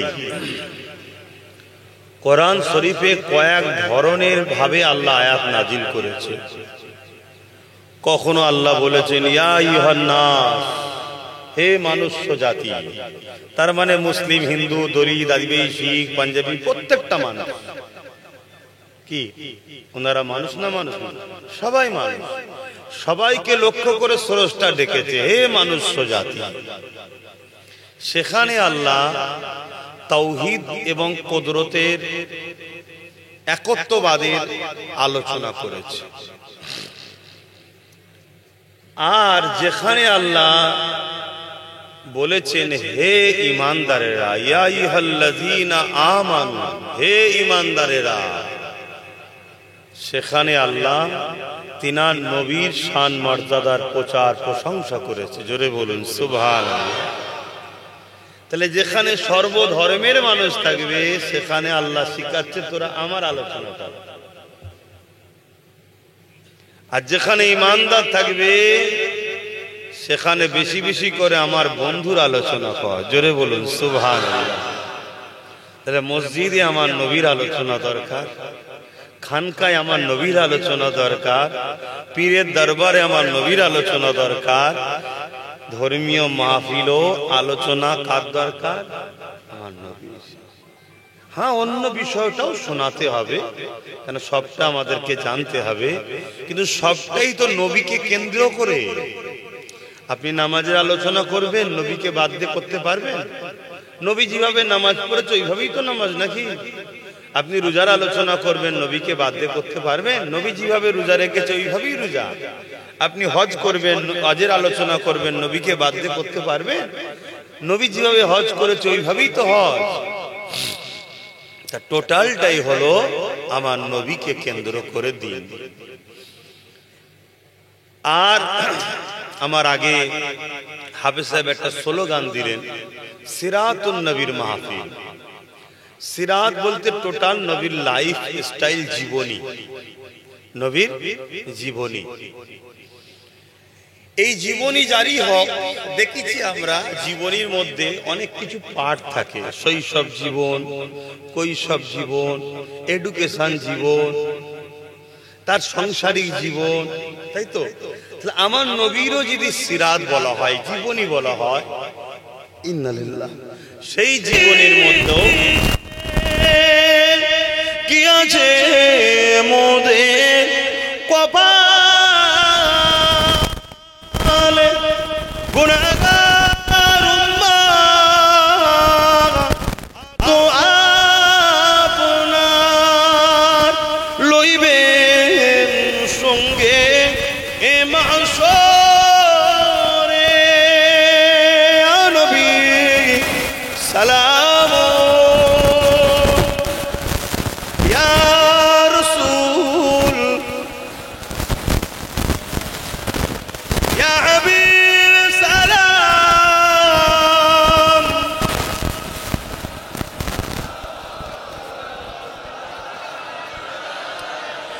জিবরাইল দিলে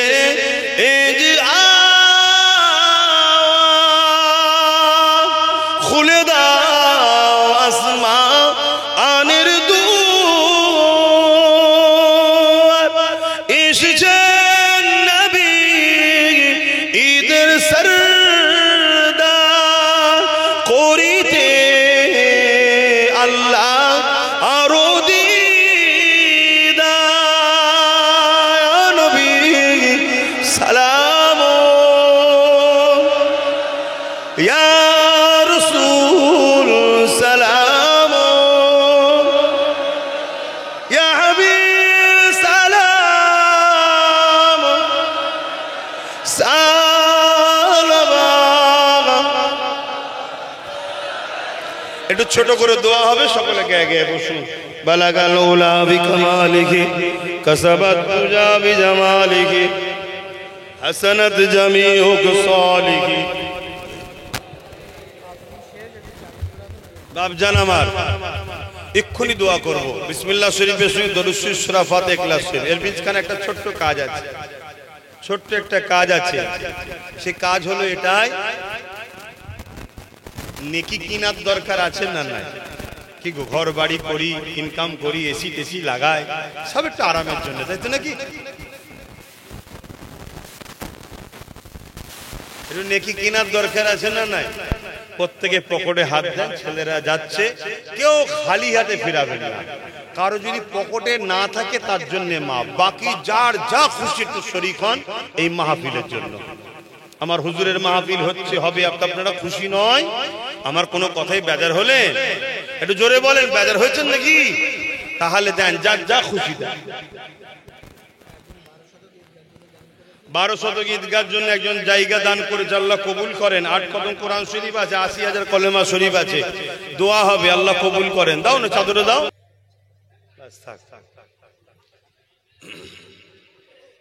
আসসালামু আলাইকুম ওয়া রাহমাতুল্লাহি ওয়া বারাকাতুহু। আলহামদুলিল্লাহ, আমাদের হাফেজ সাহেব ভাই তিনি দু কথা বলছিলেন। এখন আমি অধম গুনাহগার ফুরফুরা দরবার শরীফ থেকে আপনাদেরই পীরের আওলাদ